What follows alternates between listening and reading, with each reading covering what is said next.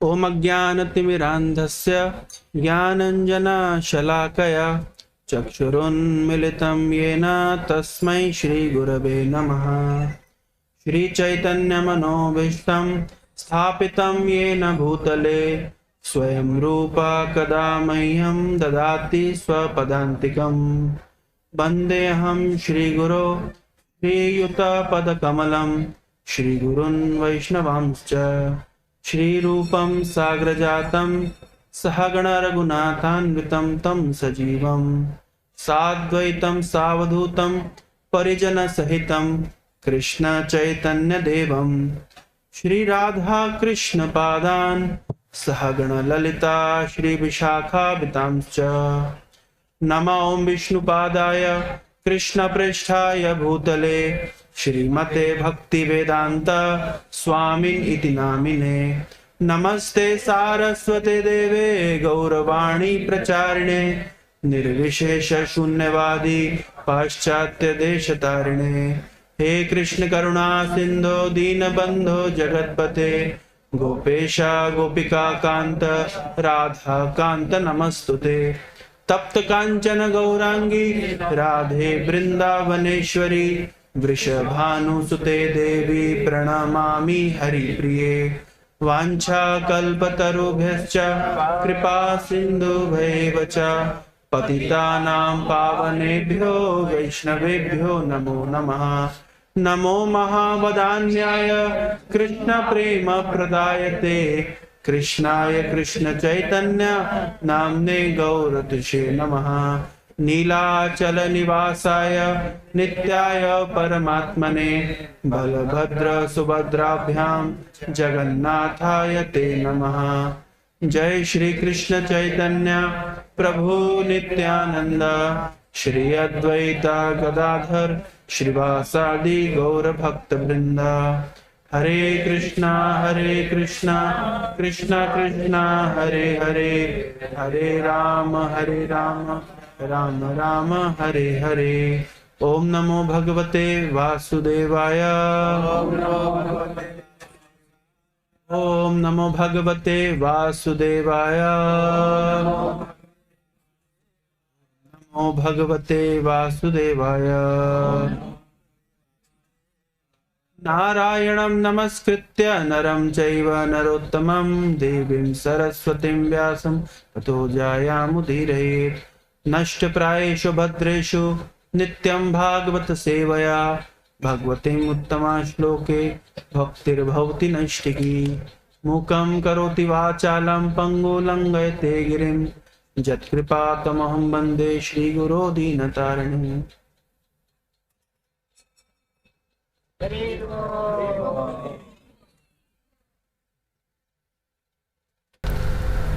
हरे कृष्णा।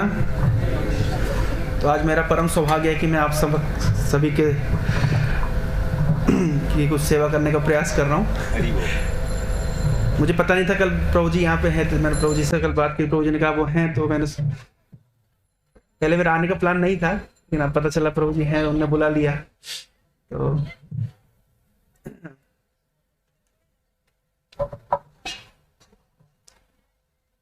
मेरा प्रभु जी के साथ लगभग 5 साल पहले से संपर्क है, लेकिन इतना समय बिताने का अवसर पहली बार ही प्राप्त हुआ है। तो परम पूज्य भक्ति प्रेम महाराज के श्रीमुख से मैंने कई बार प्रभु जी की ग्लोरी सुनी है। उनके विशेष रूप से उनके जो भजन परायणता के विषय में महाराज बता रहे थे। एक दिन किसी कार्यक्रम में प्रभु जी के साथ गए थे, तो काफ़ी लेट वो कार्यक्रम समाप्त हुआ था, लेकिन प्रभु जी बहुत जल्दी उठ के 2-2:30 बजे से उठ के जप करने लगे। तो ये बात महाराज ने कम से कम 10 बार हम लोगों को बताई। तो इस तरीके से श्रीमद् भागवतम में कहा गया है, रुद्र गीत में, ना जस्य चित्तम बहिरर्थ विभ्रमम तमो गुहायाम च विशुद्धम आविशत् यद भक्ति योगानुगृतम अंजसा मुनिम विचष्टे नु तत्रते गतिम। इस श्लोक में बताया जाता है, शिव जी कह रहे हैं कि कैसे पता चलेगा किसी व्यक्ति के ऊपर भक्ति देवी का अनुग्रह है। तो बोल रहे हैं, ना जस्य चित्तम बहिरर्थ विभ्रमम, जिस व्यक्ति का चित्त बाहर की वस्तुओं के प्रति आकर्षित नहीं होता है, अभी तो हमेशा भगवान के नाम रूप गुण लीला में लगा रहता है, समझना चाहिए कि उस व्यक्ति को भक्ति देवी का अनुग्रह प्राप्त हुआ है। तो इस प्रकार के साधुओं का संग करने का अवसर बहुत दुर्लभ होता है, जिनका हृदय भगवान के नाम रूप गुण लीला में पूरी तरीके से मग्न है, जिनका मन पूरी तरीके से मग्न है। ध्रुव महाराज एक प्रार्थना में कहते हैं, बहुत सुंदर प्रार्थना है, भक्ति मुहु प्रवताम त्वयि में प्रसंगो भूयाद अनंत महताम अमलाशयानाम यदंजसा उरु व्यसनम भवाब्दिम निश्चय भवत गुणा कथामृत पानमत्ता। तो श्रीमद् भागवतम का एक शैली है, इसमें आप देखेंगे हर एपिसोड में भगवान की प्रार्थना है। वास्तव में श्रीमद् भागवतम को इसी तरीके से कंपाइल किया गया है कि हर एपिसोड में कुछ ना कुछ प्रार्थना निकल के आ रही है। भक्तों का भगवान के प्रति जो भावना है वो उनके शब्दों के माध्यम से प्रकट हो रहा है। तो श्रीमद् भागवतम में हर प्रसंग में प्रार्थना देखेंगे, ध्रुव महाराज की प्रार्थना, प्रहलाद महाराज की प्रार्थना। प्रार्थनाओं में इतना बल है कि श्रीमद् भागवतम की डेफिनेशन दे रहे हैं श्रीधर स्वामी कि जिस शास्त्र में वृत्तासुर की प्रार्थना है वो है श्रीमद् भागवतम। मतलब भागवतम को डिफाइन करने के लिए बोला जा रहा है कि जिस शास्त्र में वृत्तासुर की प्रार्थना है वो शास्त्र श्रीमद् भागवतम है। तो वृत्तासुर एक असुर थे, चित्रकेतु महाराज को असुर योनि प्राप्त हुई थी और युद्ध क्षेत्र में उन्होंने 4 स्तुति करी। तो श्रीधर स्वामी कह रहे हैं कि जिस शास्त्र में ये 4 स्तुतियां हैं वो वास्तव में ग्रंथ श्रीमद् भागवतम है। तो श्रीमद् भागवतम में पग पग पर विभिन्न भक्तों की जो हृदय से जो भाव निकल करके प्रस्तुत हो रहा है, जैसे हम बोलते हैं जो प्रभुपाद जी के पर्पट्स हैं वो क्या है, प्रभुपाद जी की एक्सटेसी, प्रभुपाद जी के भावनाएं। जब हम उन पर्पट्स का संग करते हैं तो वास्तव में श्रील प्रभुपाद जी का संग कर रहे हैं। उसी प्रकार से जब हम श्रीमद् भागवतम में इन प्रार्थनाओं का संग करते तो हम उन भक्तों का संग कर रहे हैं जिन्होंने इन प्रार्थनाओं को गाया है। प्रार्थना करने के प्रति आग्रह देखिए, जब भीष्म पितामह शरशैया पे लेटे हुए हैं तो भगवान को आदेश दे रहे हैं। भीष्म पितामह कह रहे हैं कि भगवान थोड़ी देर प्रतीक्षा करिए। सदैव देवो भगवान प्रतीक्षताम कलेवरम यावद इदम हिनोमि हम प्रसन्न हासारुणलोचलोसन मुखाम्बुजस ध्यान पते चतुर्भुजा। बोल रहे हैं सदैव देवो भगवान प्रतीक्षताम, हे भगवान आप देवताओं के देव हैं। यम ब्रह्मा वरुणेन्द्र रुद्र मरुता स्तुन्वन्ति दिव्य स्तवेर, जिनकी स्तुति करते हैं ब्रह्मा रुद्र मरुदगण इत्यादि, वेदै संग उपनिषदों क्रमेर गायन्ति यम सामगा, जो वेद है जिनकी स्तुति करते हैं। ध्याना अवस्थिता तद्गतेन मनसा पश्चन्ति यम योगिनो, ध्यान के माध्यम से योगी लोग जिनका हृदय में दर्शन करते हैं। यस्यांतम ना विदु सुरसुरा गणान देवै तस्मै नमः, जिनके अंत को कोई देवता चाहे असुर नहीं, दोनों ही नहीं जान सकते। इस प्रकार के भगवान को भीष्म पितामह आदेश दे रहे हैं, सदैव देवो, हे देवों के देव, प्रतीक्षताम, मेरी प्रतीक्षा करिए। क्यों प्रतीक्षा करिए? तो विश्वनाथ चक्रवर्ती ठाकुर लिखते हैं भीष्म पितामह चाह रहे हैं कि थोड़ा भगवान प्रतीक्षा करेंगे और मैं उनकी स्तुति करूंगा। तो अपनी स्तुति सुनाने के लिए भीष्म पितामह ने भगवान को रोक दिया, थोड़ा प्रतीक्षा करिए। सदैव देवो भगवान प्रतीक्षताम, भगवान ने पूछा कब तक प्रतीक्षा करनी है? कलेवरम यावद इनम, जब तक मैं शरीर को छोड़ नहीं देता। तो अब मान लीजिए आपको कोई कहेगा प्रतीक्षा करो, प्रतीक्षा करना बोरिंग लगता है, तो भीष्म पितामह कहते प्रसन्न हासारुणलोचलोसन, थोड़ा मुस्कुराइए। गुस्से में प्रतीक्षा मत करिए, थोड़ा मुस्कुराइए। प्रसन्न हासारुणलोचलोसन मुखाम्बुजस, आपका मुख कमल का दर्शन करना चाहता हूं। आपके मुख कमल मेरे जगन्नाथ स्वामी नयन पथगामी, मुखाम्बुजस ध्यान पते। भगवान ने कहा किस रूप में दर्शन करना चाहते हैं? चतुर्भुज, चतुर्भुज रूप में, द्विभुज में नहीं। क्योंकि मैं आपका दास्य रस में भक्त हूं और मैं आपके नारायण स्वरूप का सेवक हूं, आप मुझे चतुर्भुज रूप में दर्शन दीजिए। तो सबके सामने भगवान दो भुज रूप में खड़े हैं, लेकिन भीष्म पितामह के सामने भगवान चतुर्भुज रूप में खड़े हुए हैं। भगवान का चतुर्भुज रूप बहुत फेमस है। एक बार की घटना है, एक ब्रज में भक्त हुए, उनका नाम पड़ गया चतुर्भुज दास। क्यों चतुर्भुज दास पड़ गया? तो इनके पिताजी भगवान की लीला में हमेशा मग्न रहते थे, मतलब भगवान के साथ रेसिप्रोकेशन करते थे। ये आज से कुछ 500 साल पहले की घटना है। तो हमेशा भगवान की लीला में इतना मग्न रहते थे, तो भगवान इनके साथ मक्खन चोरी की लीला करते थे। तो एक बार क्या हुआ, ये भक्त क्या किए, भगवान को पीठ के ऊपर खड़ा कर दिए, मतलब ये घोड़ा बन गए, भगवान की पीठ पे खड़े हो गए और पीठ पे खड़े होकर के मक्खन चुराने लगे। तो जब मक्खन चुराने लगे तो भगवान की धोती ढीली पड़ गई। तो अब करे क्या, मक्खन दो हाथ से मक्खन पकड़ा हुआ है, दो हाथ से धोती, अब क्या करे, धोती को पकड़े कि मक्खन पकड़े? तो भगवान तुरंत चतुर्भुज रूप निकाल लिया, दो हाथ से मक्खन पकड़ लिया और दो हाथ से धोती टाइट करने लगे।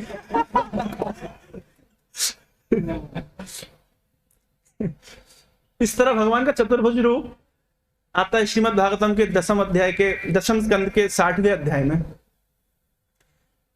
हुआ क्या था घटना कि भगवान रुक्मिणी को छेड़ रहे थे, रुक्मिणी को गुस्सा दिलाना चाहते थे। विश्वनाथ चक्रवर्ती ठाकुर लिखते हैं, जैसे जो रुक्मिणी का प्रेम है वो कपूर के समान है, और जो भगवान के जो तीखे वचन है, वो पीसते ना, कूटने वाला, क्या बोलते हैं इसको हिंदी में, उखल। तो भगवान के जो कठोर शब्द हैं वो उखल की तरह है, और जो रुक्मिणी का प्रेम है वो कपूर की तरह है। तो भगवान क्या करना चाहते हैं, वो कपूर को जब आप पीसेंगे तो क्या होगा, उसकी सुगंध बाहर निकलेगी।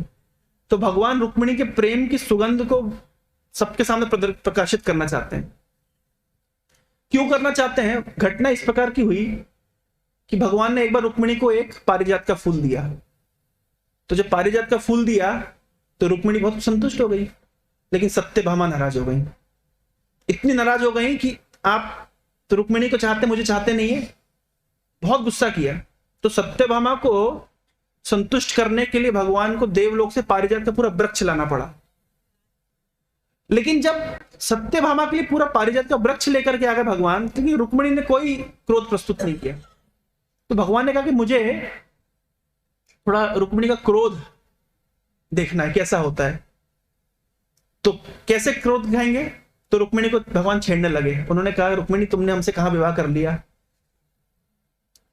देखिए, राजा उग्रसेन है, मैं तो राजा हूं भी नहीं, ना हम राजा हैं, और हमारे इतने शत्रु हैं, कब काम हमारे पीछे पड़ जाए।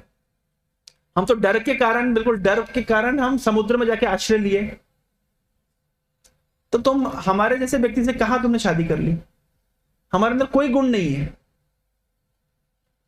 हमारे पास कोई धन नहीं है, और जो बिल्कुल भौतिक संपदा से विहीन है, ऐसे लोग हमारे आगे पीछे दौड़ते हैं।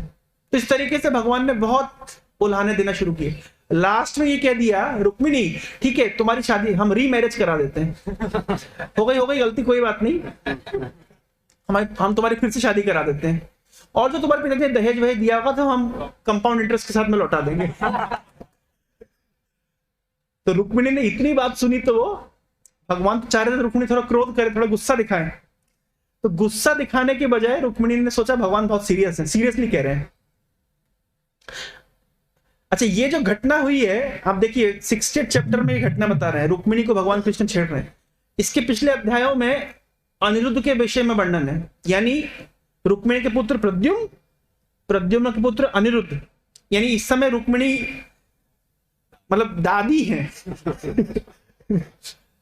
लेकिन भगवान उस उम्र में, बाहर के दृष्टिकोण से ऐसी उम्र है, लेकिन भगवान का और रुक्मिणी का तो शरीर दिव्य है, चिन्मय है, तो वो तो लगते नवयुवक है। नव यौवनम च, भगवान हमेशा कैसे लगते हैं? नवयुवक की तरह दिखते हैं। तो इतने शादी के इतने सालों के बाद भगवान इस तरह से छेड़ रहे हैं। तो रुक्मिणी को क्रोध करने का प्रयास की, क्रोध तो आया नहीं। तो रुक्मिणी ने सोचा भगवान सच में सीरियसली बोल रहे हैं, और सदमे में आकर के रुक्मिणी बेहोश हो गई। जब रुक्मिणी बेहोश हो गई तो भगवान को क्या करना पड़ा? तुरंत फिर 2 हाथ से रुक्मिणी को पकड़ा और 2 हाथ निकाल के एक हाथ से पसीना पोंछ रहे हैं, एक हाथ से भगवान रुक्मिणी के बाल संवार रहे हैं। इस तरीके से भगवान को अपना चतुर्भुज रूप दिखाना पड़ा। इस तरह हम देखते हैं भगवान का कितना रेसिप्रोकेशन अपने भक्तों के साथ। श्रीमद् भागवत में हम इस रेसिप्रोकेशन को आस्वादन कर सकते हैं, रेलिश कर सकते हैं। जैसे कल हम लोग चर्चा कर रहे थे कि परीक्षित का नाम परीक्षित क्यों पड़ा, क्योंकि अर्जुन का पुत्र अभिमन्यु और अभिमन्यु की पत्नी उत्तरा। तो जब उत्तरा के गर्भ में परीक्षित थे तो उस समय ब्रह्मास्त्र छोड़ा गया, किसके द्वारा? अश्वत्थामा के द्वारा। तो जब अश्वत्थामा के द्वारा ब्रह्मास्त्र छोड़ा गया तो उत्तरा दौड़ती हुई आई और उसने सीधे भगवान कृष्ण से प्रार्थना करी। उत्तरा ने न अर्जुन से प्रार्थना करी, न युधिष्ठिर से प्रार्थना करी, न भीम से प्रार्थना करी। उत्तरा ने भगवान से प्रार्थना करी। तो आचार्य लोग लिखते क्यों? क्योंकि उत्तरा को इतिहास पता है कि जब हमारी सासू मां द्रौपदी का चीरहरण हो रहा था तब भीम भी थे, अर्जुन भी थे और युधिष्ठिर भी थे तब, लेकिन ये रक्षा कर पाए नहीं। तब रक्षा किसने करी? कृष्ण ने करी। इसलिए बिना समय गवाए उत्तरा सीधे जाती है कृष्ण के पास। योगी योगी महायोगिन पाहि पाहि महायोगिन देव देव जगतपते ना अन्यत त्वद अभयम पश्य यत्र मृत्यु परस्परम। ना अन्यत, आपको छोड़ करके, ना अन्यत त्वद अभयम पश्य, आपको छोड़ करके मैं और किसी को नहीं देखती हूं जो मुझे भय से मुक्त कर सके। यत्र मृत्यु परस्परम। तो इस तरीके से उत्तरा दौड़ते हुए भगवान कृष्ण के पास गई। उस समय भगवान कृष्ण हस्तिनापुर से द्वारका की ओर लौटने के लिए तैयार हो रहे थे, रथ पे मानो बैठे हुए थे। और उत्तरा आती है तो भगवान क्या किए? उत्तरा के गर्भ में प्रवेश कर गए। और उत्तरा के गर्भ में प्रवेश करने के बाद भगवान ने परीक्षित की रक्षा करी। कैसे रक्षा करी? चक्र भी चला रहे हैं और गदा भी चला रहे हैं। तो प्रश्न उठता है क्या केवल चक्र चलाने से रक्षा नहीं होगी कि केवल गदा चलाने से रक्षा नहीं होगी? दोनों चलाने का क्या कारण है? तो भगवान की यहां भक्त वात्सल्यता दर्शन हो रहा है। किस प्रकार का भक्त वात्सल्यता? कि जैसे मां, अगर उनका बच्चा कुछ पीड़ा होती है, कुछ कष्ट होता है, कुछ चोट लग जाती है तो मरहम पट्टी भी करेगी, डॉक्टर को भी बुलाएगी, रिश्तेदारों को भी बुलाएगी, अड़ोसी पड़ोसी को भी बुलाएगी, एक साथ मल्टीपल। उसी प्रकार से जब भगवान के भक्तों को कष्ट आता है तो भगवान चक्र भी चला रहे हैं। कहीं ऐसा ना हो चक्र छूट जाए तो चक्र से रक्षा हो तो गदा से रक्षा हो जाए। और इस तरीके से भगवान ने परीक्षित की रक्षा करी। तो परीक्षित महाराज हमेशा परीक्षण करते थे, कौन वो व्यक्ति है जिसने गर्भ में मेरी रक्षा करी थी। वो चेक करते थे, जिसको देखते थे ये है क्या, ये है क्या, इस तरह देखते थे यही व्यक्ति है कि जिसने रक्षा करी थी। क्योंकि परीक्षित महाराज ने दर्शन किया है। परीक्षित महाराज ने गर्भ में भगवान कृष्ण का दर्शन किया है तो परीक्षण करते थे, तो इसलिए उनका नाम क्या पड़ गया? परीक्षित। अच्छा, हम सब ने भगवान का दर्शन किया है क्या गर्भ में? किया है क्या? श्रीमद् भागवतम के 3 स्कंद में लिखा गया है, कपिल मुनि कह रहे हैं 29वां अध्याय 29-30 चैप्टर में, कि गर्भ में एक बार भगवान दर्शन देते हैं। सबको दर्शन देते हैं, हाँ, फॉर्चुनेट सोल्स को दर्शन देते हैं। एक्चुअली प्रश्न उठता है कि सबको दर्शन देते हैं? नहीं, सबको दर्शन नहीं देते। जीव गोस्वामी लिखते हैं कि उन जो मान लीजिए जब हम मां के गर्भ में थे तो अंधकार के जगत में थे, अंधकार में स्थान में थे, और तब हम भगवान की भक्ति कर पा रहे थे। तो ऐसे कैसे हो गया कि जब प्रकाश के जगत में आके भक्ति छूट गई? तो इसका अर्थ यह है कि इस प्रसंग में बताया जा रहा है कि सब लोगों ने मां के गर्भ में भगवान का दर्शन नहीं किया, लेकिन जो अभी इस जगत में आकर के इस्कॉन से जुड़ गए हैं, आप मान लीजिए इन्हें निश्चित रूप से दर्शन किया होगा। जो अभी भक्ति कर रहे हैं, इसका अर्थ है कि उन्होंने निश्चित रूप से दर्शन किया होगा। सबने दर्शन नहीं किया, तो गर्भ में सबने दर्शन किया है भगवान का, आप लोगों ने एटलीस्ट सबने दर्शन किया है। तो इस तरीके से परीक्षित महाराज ने गर्भ में भगवान का दर्शन किया और भगवान को परीक्षण करते, कौन देखते थे कौन है, किसने मेरी रक्षा करी। और एक दिन उनको कृष्ण मिल गए, हाँ यही वो व्यक्ति, इसने तो रक्षा करी थी। और घूर घूर के देख रहे थे, बहुत ध्यान से देख रहे थे, हाँ इससे रक्षा करी थी, यही बचाने आया था। तो इस प्रकार से हम देखते श्रीमद् भागवतम में भक्तों का जो भाव है वो बहुत ये आस्वादन करने की वस्तु है। परम पूज्य राधा गोविंद महाराज अपने एक प्रवचन में बताते हैं कि भागवतम जस्ट इंफॉर्मेशन के लिए नहीं है, ये आस्वादन करने के लिए, रिलिश करने। जैसे कोई मान लीजिए आपको रसगुल्ला दिया जाए, तो रसगुल्ले को हम बहुत थोड़ा थोड़ा करके, धीरे धीरे करके, आस्वादन करके, स्वाद ले लेके खाते हैं। तो श्रीमद् भागवत इस तरह आस्वादनीय वस्तु है। यह किस प्रकार के भाव है, जैसे प्रहलाद महाराज के एक उदाहरण मैं आपको देता हूं। तो प्रहलाद महाराज ने बहुत सारी स्तुति करी। भगवान नरसिंह देव ने जो ये रूप बनाया है, ये प्रहलाद की स्तुति को सुनने के लिए बनाया है। कैसे? अच्छा, भगवान ने, ब्रह्मा जी ने हिरण्यकश्यप को क्या वरदान दिया था? न दिन में मरेगा, न रात में, न अस्त्र से, न शस्त्र से, न ऊपर न नीचे, न अंदर न बाहर। ब्रह्मा जी ने कहा था कि मेरे द्वारा कोई भी सृष्टि से, जीव से तुम्हारी मृत्यु नहीं होगी। और क्या कहा था? ब्रह्मा जी ने तो ये तक कह दिया था, ना जीवित से मरोगे, ना मृत से मरोगे। भगवान ने कैसे मारा? भगवान ने कैसे मारा हिरण्यकश्यप को? नाखून से। भगवान को बायोलॉजी पता है, नाखून ना लिविंग है ना डेड है। नाखून और बाल किस कैटेगरी में आता है? ना ये लिविंग सेल है, ना ये डेड सेल है। भगवान को इतने इंटेलिजेंट है। तो अच्छा, भगवान ने बनाया नर हरि रूप, यानी मनुष्य और सिंह, सिंह का चेहरा और मनुष्य का शरीर। अच्छा, उल्टा करते थे तो क्या नरसिंह नहीं मार सकते थे हिरण्यकश्यप को?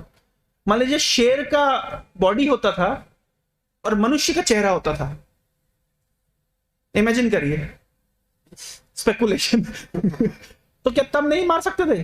मार सकते थे। भगवान तो भगवान है। भगवान जब हिरण्याक्ष को मारने के लिए आए थे वराह देव के रूप में, वराह का आपने कभी पैर ऑब्जर्व किया कैसा होता है? मतलब ऐसा होता है, मतलब उसमें कुछ पकड़ने के लिए नहीं होता है। अब देख रहे हैं, बिल्कुल इस तरह होता है। लेकिन उससे भगवान ने गदा पकड़ा। आप देखा फोटो में, देखा कैसे पकड़ा होगा भगवान ने गदा? इमेजिन करिए, जो वराह होता है उसमें कुछ ऐसे पंजा नहीं होता है। वराह का तो पैर इस तरह होता है, खुर होता है। लेकिन उस खुर से भगवान, आप देखिए थर्ड कैंटो में फोटो बना हुआ है, गदा पकड़ा हुआ है। भगवान से क्या असंभव है? तो भगवान के लिए कुछ असंभव नहीं है। तो क्यों भगवान ने चेहरा बनाया शेर का और बॉडी बनाया मनुष्य का? उल्टा करते थे, चेहरा रखते थे मनुष्य का, बॉडी बनाते थे शेर वाली, तो मार देते हिरण्यकश्यप को। क्यों नहीं किया ऐसा? सो कारण है, हिरण्यकश्यप को मारना यह भगवान का मेन एजेंडा नहीं था।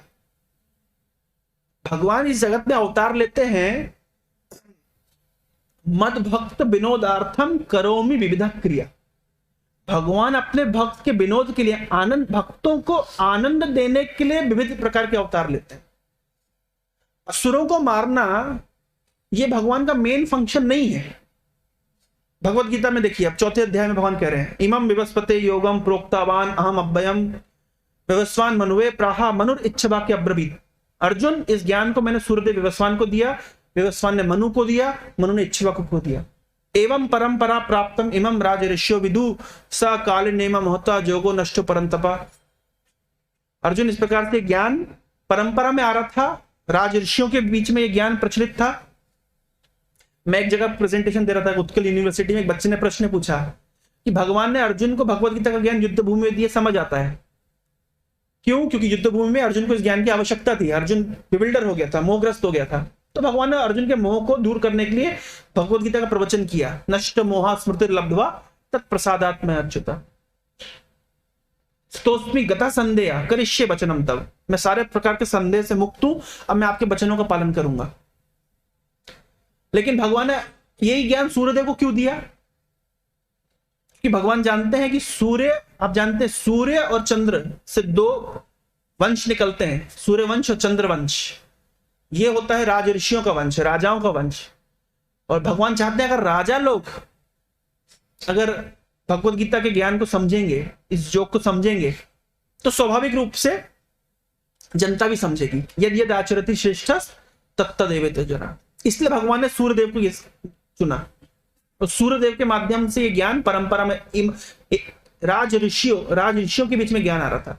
लेकिन समय के साथ ये ज्ञान, ये जो परंपरा है नष्ट हो गई, ज्ञान नष्ट नहीं हो, परंपरा नष्ट हो गई। तो अर्जुन, क्योंकि तुम मेरे भक्त हो और मेरे सखा हो, इसलिए इस ज्ञान को मैं तुम्हें दे रहा हूं। स एवायम मयाते अद्या जोगो नष्ट भक्तोसी में सखा चेती रहस्य में एतद उत्तमम। तुम मेरे भक्त हो और मेरे मित्र हो, इसलिए ये रहस्य मैं तुम्हें बता रहा हूं। तो अर्जुन ने तुरंत प्रश्न पूछा, कृष्ण आपने ज्ञान दिया, मैं कैसे समझू? हम और आपकी कंटेम्प्रेरी है, आपका डेट ऑफ बर्थ मेरा डेट ऑफ बर्थ पास पास में, तो मैं कैसे समझू? सूर्यदेव जो इतने वरिष्ठ हैं, आपने सूर्यदेव को ज्ञान दिया। तो कृष्ण कह रहे बहुनी में व्यतीतानि जन्मानि तब अर्जुन, अर्जुन मेरे तुम्हारे अनेक अनेक जन्म हो चुके हैं, परंतु क्योंकि तुम एक सामान्य जीव हो, तुम भूल जाते हो। मैं परम पुरुषोत्तम भगवान हूं, मैं याद रखता हूं, मुझे सब याद है। अजोपि सन अव्यय आत्मा भूतानाम ईश्वरोपि सन प्रकृतिम स्वामधिष्ठाया संभवामि आत्मा माया। मैं अज हूं, जन्म रहित हूं, फिर भी अपनी आत्म माया, अपनी अंतरंग शक्ति के माध्यम से मैं प्रकट होता हूं। अर्जुन का क्यों प्रकट होते हैं, क्या काम है? यदा यदा हि धर्मस्य ग्लानिर्भवति भारत अभ्युत्थानम धर्मस्य तदात्मानं सृजाम्यहम्। क्या करते हैं? परित्राणाय साधूनां विनाशाय च दुष्कृतां धर्म संस्थापनार्थाय संभवामि युगे। ये परित्राणाय साधूनां का अर्थ क्या हुआ? साधुओं की रक्षा करने के लिए। तो साधुओं की रक्षा करने के लिए भगवान को अवतरित होना पड़ता है। साधुओं की रक्षा का अर्थ क्या है?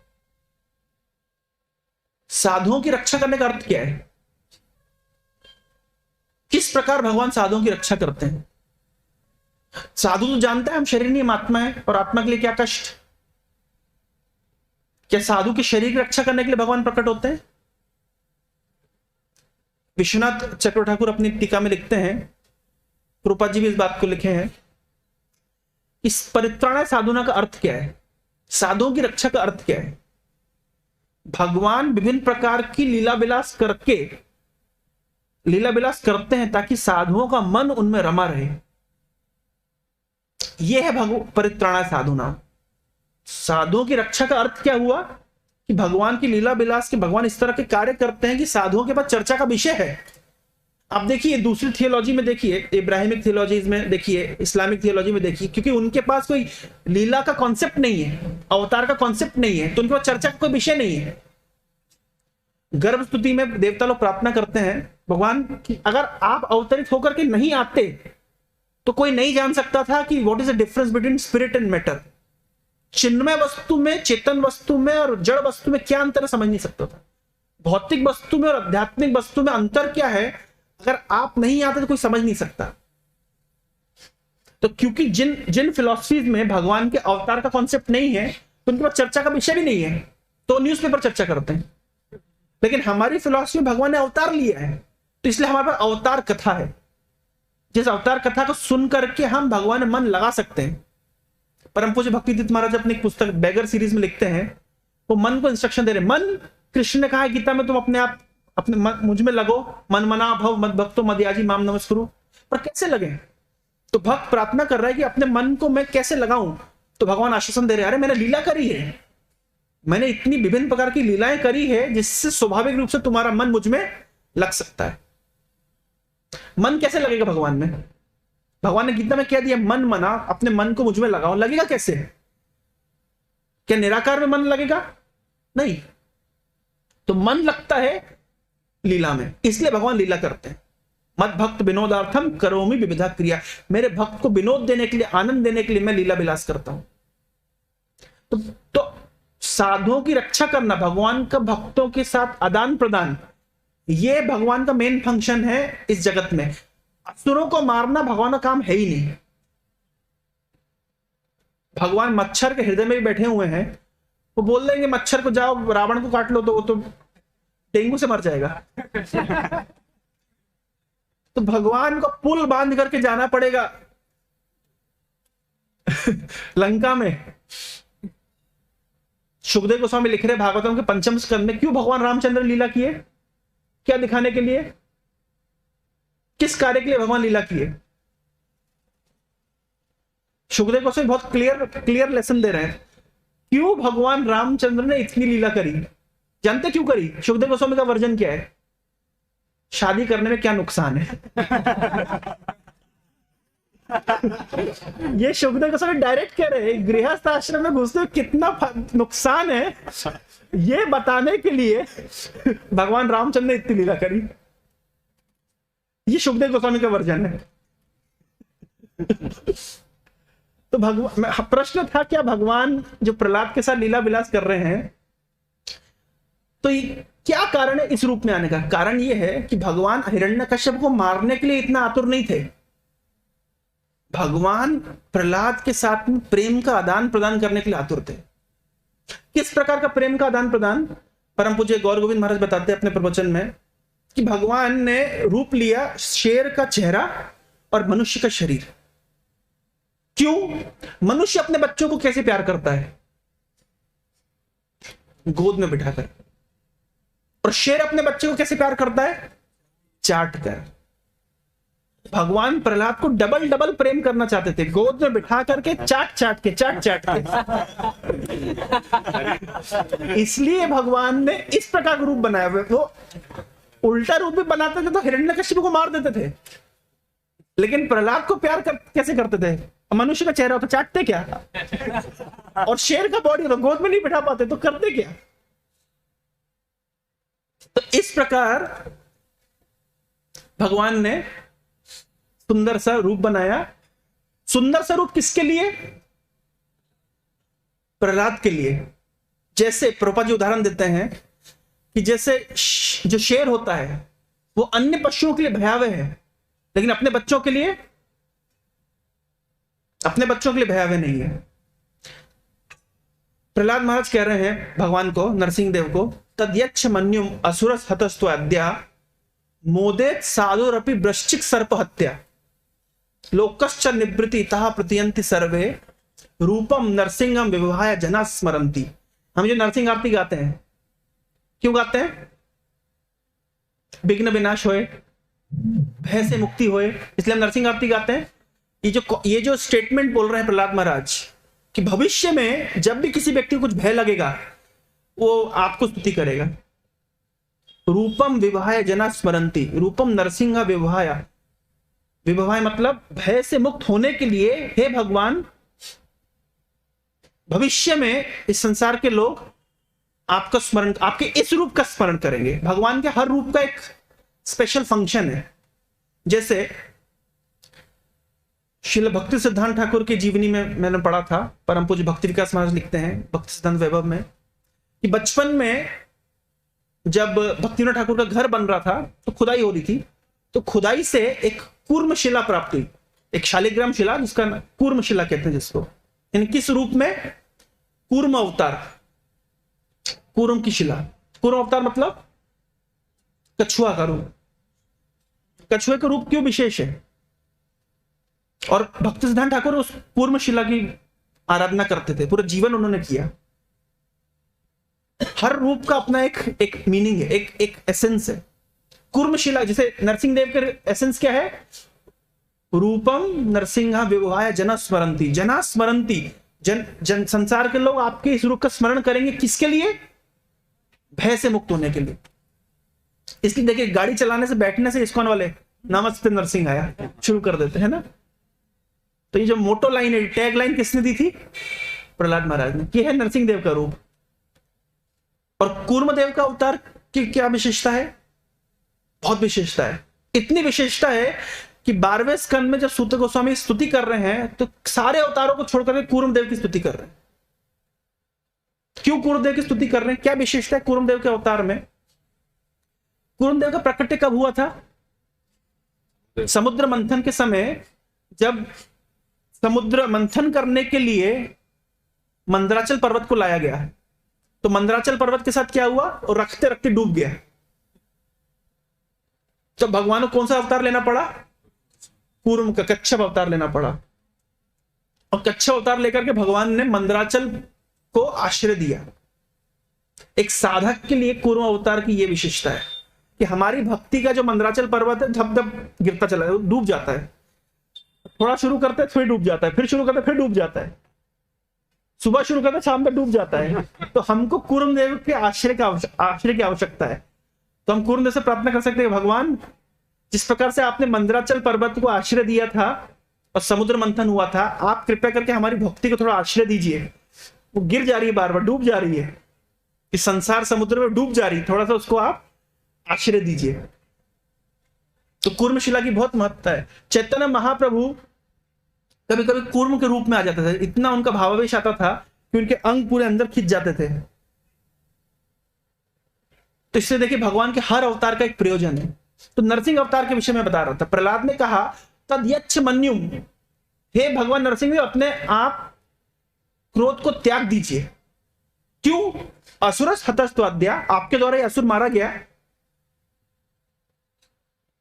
मोदेत साधुरपि वृश्चिक सर्प हत्या, अगर सांप और बिच्छू को मार दिया जाता है तो साधु भी प्रसन्न होते हैं। लोकश्च निवृत्ति तहा प्रतियंति सर्वे, संसार के लोग अब संतुष्ट हो गए, सब सुखी हैं। दुखी क्यों थे, नारद मुनि खुद कह रहे हैं। ये प्रसंग कौन सुना रहा है, नारद मुनि सुना रहे हैं युधिष्ठिर महाराज को। नारद मुनि कह रहे हैं कि ये युधिष्ठिर महाराज जब हिरण्यकश्यप को राज चलता था तो मैं हरे कृष्णा जपना छोड़ करके जय हिरण्यकश्यप बोलता था। ये खुद बोल रहे हैं, कौन, नारद मुनि, कि कुछ समय के लिए तो इतना भयावह स्थिति थी कि मैं भगवान का नाम कीर्तन साइड में रखकर बीणा के ऊपर हिरण्यकश्यप का नाम बजाता था। ये बात प्रहलाद महाराज ने कहा, नरसिंह देव ने कुछ वरदान मांगो। बोले क्या वरदान मांगे, बोले मेरे पिताजी से भौहें हिलाते थे ना तो देवता लोग आसमान से गिरते थे, और ये मेरे पिताजी को अपने तनु भृंगम। क्या मांगे आपसे। अब सोचिए हिरण्यकश्यप को कितना टेरर रहा होगा कि मतलब भौहें हिलाते थे तो देवता लोग गिरते थे, लाइन लगे खड़े रहते थे। नारद मुनि, शिवजी, ब्रह्मा जी, तीनों का नाम है। ये लोग शिवजी ब्रह्मा जी तो न्यूट्रल थे, न्यूट्रल पार्टी थे, कुछ बोलते नहीं थे। हिरण्यकश्यप भी उनसे एक्सपेक्ट नहीं करता था, लेकिन नरसिंह देव ये नारद मुनि से हिरण्यकश्यप एक्सपेक्ट करता था, थोड़ा मेरे जय जयकार करो। तो नारद मुनि ये बात बोल रहे हैं, एक्सेप्ट कर रहे हैं। आप देखिए जब उस श्लोक को पढ़ेंगे थोड़ा डाउट लगेगा क्या बोल रहे हैं नारद मुनि। नारद मुनि बोल रहे इस बात को कि मुझे भी कभी कभी हिरण्यकश्यप की जय जयकार करनी पड़ती थी, वीणा पे उनका नाम बजाता था, इतना ऐसा टेरर था। तो इस तरह का टेररिस्ट की जगह मृत्यु हो जाएगी तो लोगों को कितनी शांति मिलेगी। तो भगवान इस प्रकार के टेररिस्ट को आपने मार दिया है, अब सब लोग शांत हो गए हैं, अब आप अपना क्रोध त्याग दीजिए। क्यों त्याग दीजिए, क्योंकि ये लोग डरे हुए हैं। पहले तो टेररिस्ट से डरे हुए थे, अब आपके इस रूप को देख के डरे हुए हैं, कोई आपके पास नहीं आ रहा। जब भगवान नरसिंह देव ने इस प्रकार का रूप लिया तो ब्रह्मा जी कह रहे सबको जाओ जाओ स्तुति करो स्तुति करो, कोई आगे नहीं आ रहा, सब दूर दूर से स्तुति कर रहे हैं। तो ब्रह्मा जी लास्ट में कहा लक्ष्मी देवी को आप थोड़ा जाइए, आपके पति हैं, आप शांत करिए। लक्ष्मी देवी तो बड़ा घमंड था, हाँ मैं जाऊंगी शांत कर दूंगी, थोड़ा पास में हाथ लगाई, लक्ष्मी देवी पीछे वापस आ गई। लक्ष्मी देवी भगवान को शांत नहीं कर पाई। फिर बाद में ब्रह्मा जी कहते बेटा प्रहलाद तुम थोड़ा जाओ, तुम थोड़ा शांत करो। तो जाके प्रहलाद महाराज कह रहे ब्रह्मा दया सुरगणा मुनयो अत सिद्धा सत्वैकतान गतयो वचसाम प्रभावई नाराधितुम पुरुगणैर अधुनापि पिप्परु किम तोष्टुमर्हति समे हरे रुग्र जाते। हे भगवान हरि, ब्रह्मा दया सुरगणा, ब्रह्मा जी से लेकर के जितने देवता लाइन लगा के खड़े, सत्वैकतान, सब लोग सतोगुण में स्थित हैं और बिल्कुल धारा प्रवाह आपकी स्तुति कर रहे हैं। नाराधितुम पुरुगणैर, अभी तक आपको संतुष्ट नहीं कर पाए। फिर मैं जो उग्र जाति में एक असुर कुल में जन्म लिया हूं, मैं आपको संतुष्ट करूंगा। और ये बात बोलना था और भगवान अब प्रहलाद की स्तुति सुनने लगे। तो उसी सीक्वेंस से प्रहलाद कह रहे हैं कि आप अपना क्रोध त्याग दीजिए, ये लोग बहुत डरे हुए हैं। जनरली आपका अवतार होता है। देखिए वामन देव का अवतार हुआ तो सबने कुछ कुछ गिफ्ट दिया, किसी ने छाता दिया, किसी ने कमंडल दिया, किसी ने कपड़ा दिया, किसी ने मृत छाल दी। लेकिन ये ऐसा अवतार है कोई कोई पास में भी नहीं आ रहा है। तो प्रहलाद महाराज कह रहे हैं आप अपना क्रोध को आप त्याग दीजिए, ये लोग डरे हुए हैं। तो भगवान ने कहा अच्छा प्रहलाद तुम उनका छोड़ो, तुम डरे हो क्या? तुम डर रहे हो क्या? तुम अगर डरते हो मैं अपना ये रूप त्याग दूंगा। तो नहीं नहीं भगवान मैं नहीं डरता, मैं नहीं डरता आपके इस रूप से। नाहम विवेम में अजित अति भयानक। हे अजित, भगवान का नाम है अजित, जिनको कोई जीत नहीं सकता। हे अजित नाहम विवेम में, मैं आपके इस भयावह रूप से नहीं डरता। जीवा, भगवान की जीव कैसी है? पैनी तलवार की तरह। अर्क नेत्र, सूर्य के समान चमकीले नेत्र। और भगवान के रक्त रंजित केश और इंटेस्टाइन की माला पहन ली भगवान ने। हिरण्यकशिपु को ऑपरेशन करके, ऑपरेशन सक्सेसफुल, पेशेंट डाइड, निकाला और हिरण्यकशिपु के आंतों की माला पहन ली। नाहम विवेम में अजित्य अति भयानक जीभा अर्क नेत्रा भ्रिकुटी उग्र दंस्त्रात। आपकी भ्रिकुटी, बाहें, उग्र दांत, आपके नाखून, इस प्रकार के भयावह रूप से मैं नहीं डरता। सोचिए कितना भयावह रूप होगा। एक बार जब भगवान रामचंद्र का रावण से युद्ध होने वाला था तो रावण गया था बलि महाराज के पास सुतल लोक में, और जाके कहते हैं कि देखिए अभी हमारा युद्ध हो रहा है, राम जी के साथ में होने वाला है, तो थोड़ा हमको सहयोग करिए। आप भी असुर कुल के, हम भी असुर कुल के हैं, हम लोग एक हम सब नेटो वाले हैं, चलिए।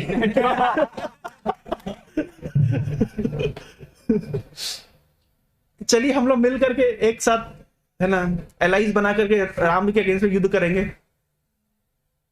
तो बलि महाराज का बेटा आओ इधर आओ, चलो थोड़ा घुमा के लाते हैं अपने कंपाउंड में। तो घुमाने लेके गए तो बोले वहां पे उनके सुतल लोक में, उनके कंपाउंड में एक बहुत बड़ा सोने का पर्वत था। बोले रावण जी आपने तो हिमालय उठाया हुआ है, कैलाश को उठाया हुआ है, थोड़ा उठाइए इसको जरा। तो रावण ने ट्राई किया, फेल हो गए। बोले जानते ही क्या है? बोले ये हमारे परदादा, परदादा मतलब बलि महाराज के पिताजी हैं विरोचन, विरोचन के पिताजी प्रहलाद, प्रहलाद के पिताजी हिरण्यकशिपु, ये हमारे परदादा के कान का कुंडल है।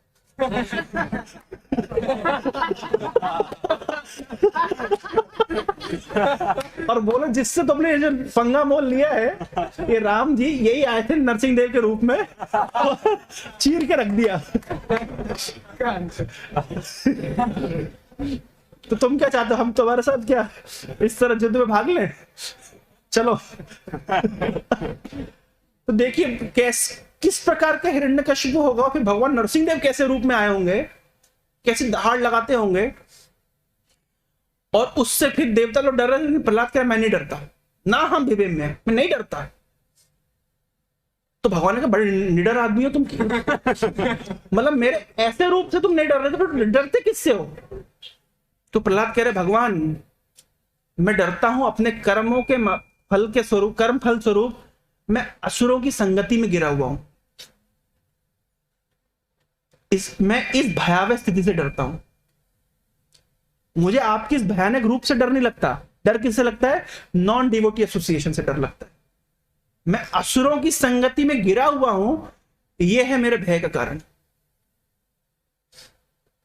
तो कृपया करके मुझे आप इस डेंजरस एसोसिएशन से बाहर निकालिए।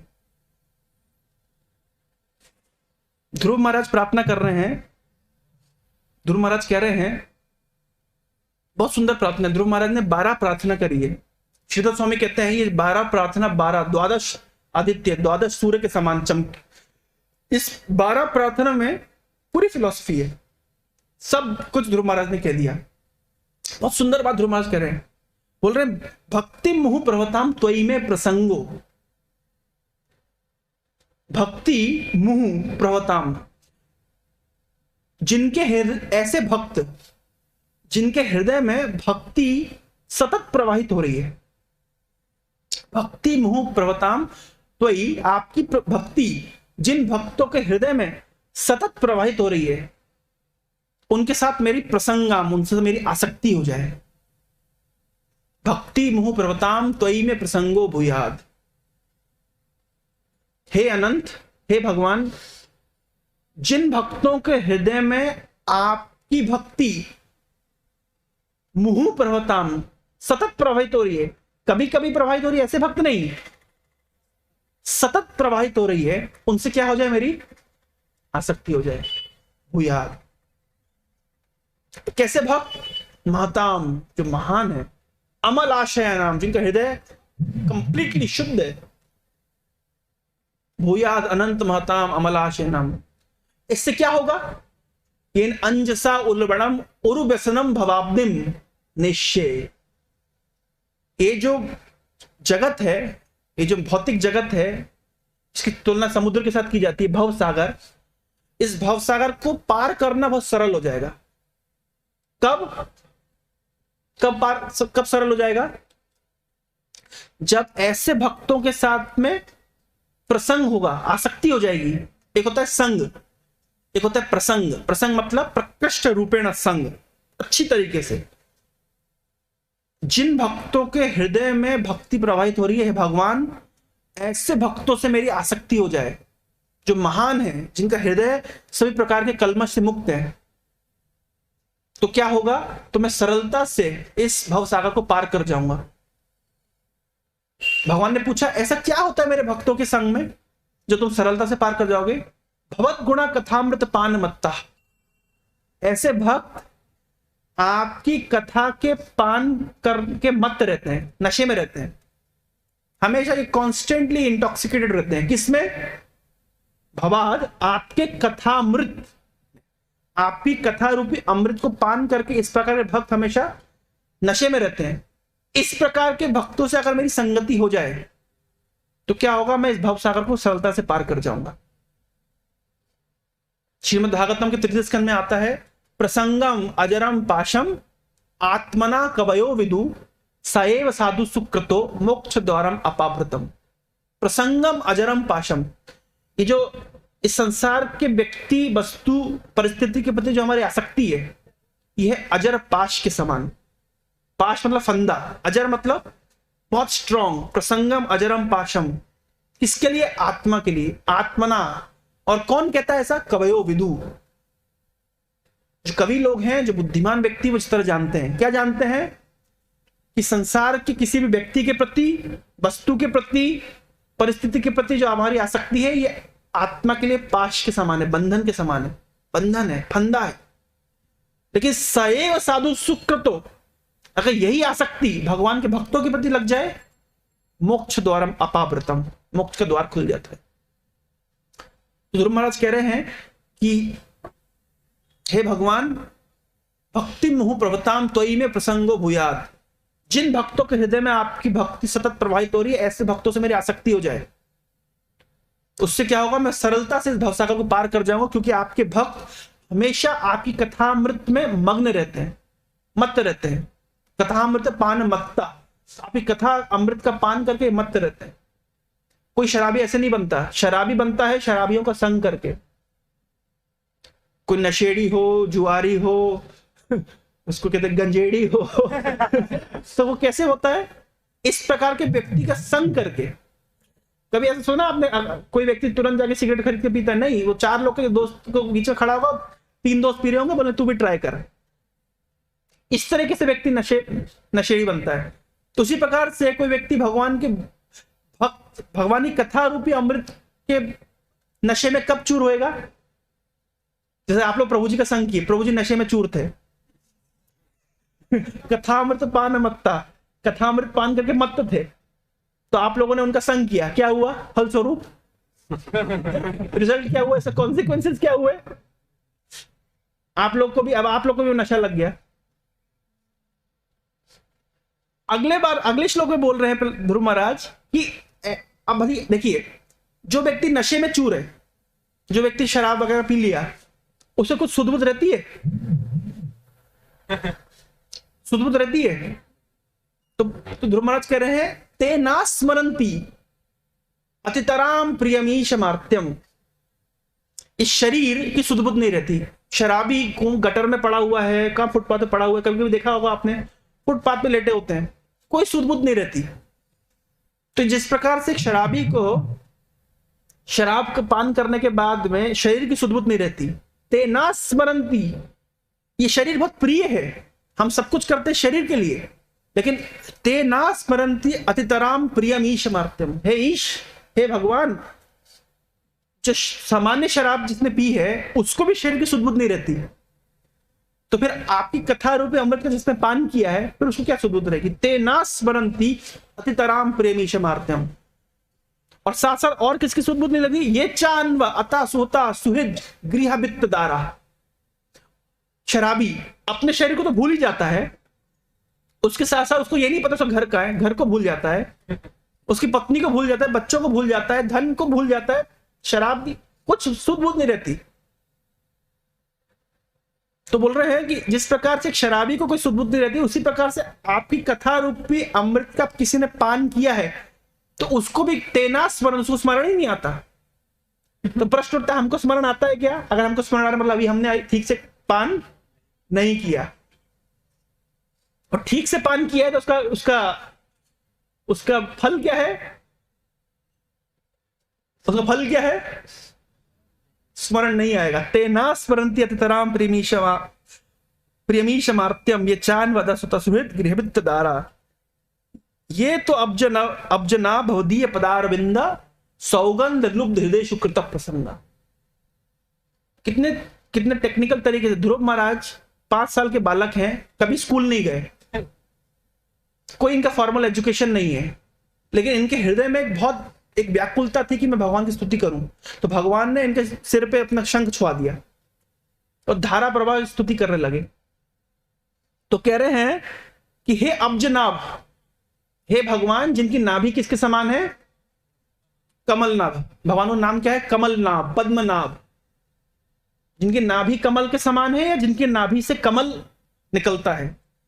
तो हे अब्जनाभ, हे कमल नाभि वाले, आपके पदारविंद से जो सुगंध निकलती है, कितना देखिए टेक्निकल, कितना मतलब शब्दों को घुमा के बोल रहे हैं। हे पद्मनाभ, आपके चरण कमल से जो सुगंध निकलती है, इस सुगंध में जो लुब्ध है, सुगंध में कौन लुब्ध होता है? भंवरा। देखा है भंवरा कैसे लुब्ध होता है? फूल के आसपास घूमता रहता है, लुब्ध है। तो बोले हे पद्मनाभ, हे अब्जनाभ, आपके चरण कमल से निकलने वाले सुगंध में जो लुब्ध है, ऐसे लुब्ध भक्तों का कोई साथ में कृत प्रसंगा आसक्ति कर ले तो उसका फल ये होता है तेना स्मरंती, सब कुछ भूल जाते। तो मुझे इस प्रकार के ही भक्तों का आप संग दीजिए। तो ये श्रीमद् भागवतम के कुछ श्लोकों में कुछ क्या बोलते हैं, जेम्स है। क्या मांग रहे हैं? भगवान सामने खड़े हैं, लेकिन मांग क्या रहे हैं? उनको पता है भगवान सामने खड़े, थोड़ी देर बाद चले जाएंगे, लेकिन आपका स्मरण दिलाने के लिए कौन हमेशा होना चाहिए? आपके भक्तों का संग। तो ध्रुव महाराज सामने साक्षात भगवान खड़े हैं और मांग क्या रहे हैं? भक्तों का संग। प्रहलाद महाराज साक्षात भगवान सामने खड़े हैं, बोले आपकी सेवा नहीं करनी मुझे, किसकी सेवा करूंगा? जो देव ऋषि नारद मुनि जिनकी कृपा से मुझे आपकी भक्ति प्राप्त हुई है, मुझे उनकी संगति दीजिए, उनकी सेवा में लगाइए। वृत्तासुर प्रार्थना कर रहे हैं। वृत्तासुर कह रहे हैं वो दिन कब आएगा जब मैं आपके दासों का दास बनूंगा। आपका दास बनने में मुझे शौक नहीं है। क्या बनना है मुझे? आपके दासों का दास बनना है। बहुत सुंदर प्रार्थना करते हैं। आखिरी एक प्रार्थना हम चर्चा करेंगे, वृत्तासुर की बहुत सुंदर प्रार्थना। वृत्तासुर कह रहे हैं कि किस प्रकार की ईगरनेस है मेरे हृदय में आपके दर्शन को प्राप्त करने के लिए। बोल रहे हैं अजात पक्षा एवं मातरम खगः स्तन्यम यथा वत्सरः शुधार्था प्रियम प्रियेव विशुतम विषन्नम मनो अरविंदाक्षते त्वाम। मुझे ध्यान है एक बार हम लोग गुड़गांव में मैं जॉब कर रहा था, भूकंप आया था तो बिल्डिंग हिल रही थी। पहली बार जीवन में भूकंप देखा था। मैंने कहा सब लोग उतरे, क्या हुआ, क्या किया जाए, 4 स्तुति है, चलो इसको पढ़ते हैं। पता नहीं क्या इतना हमने सुना था कठिन समय में प्रार्थना करनी चाहिए, ऐसे बिल्डिंग हिल रही थी तो मुझे ध्यान है ये स्तुति रिवाइज कर रहा था मैं। इतना सीरियस भूकंप नहीं था, लेकिन हमारे लिए तो पहली बार ही देखा था जीवन में कैसा ऐसे बिल्डिंग हिलने लगी।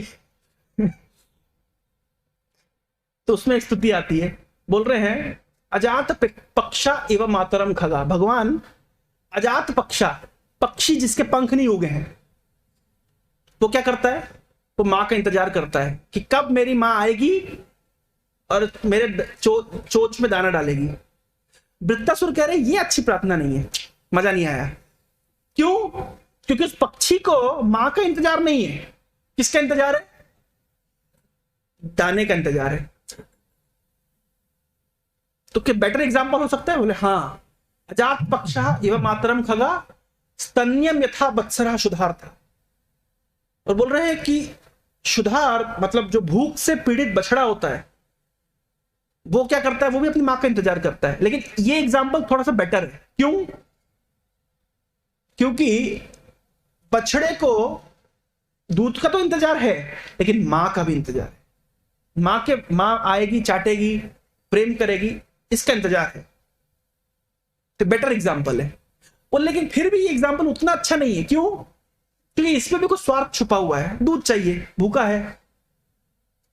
तीसरा उदाहरण दे रहे, प्रियम प्रिय विशुतम विषन्नम।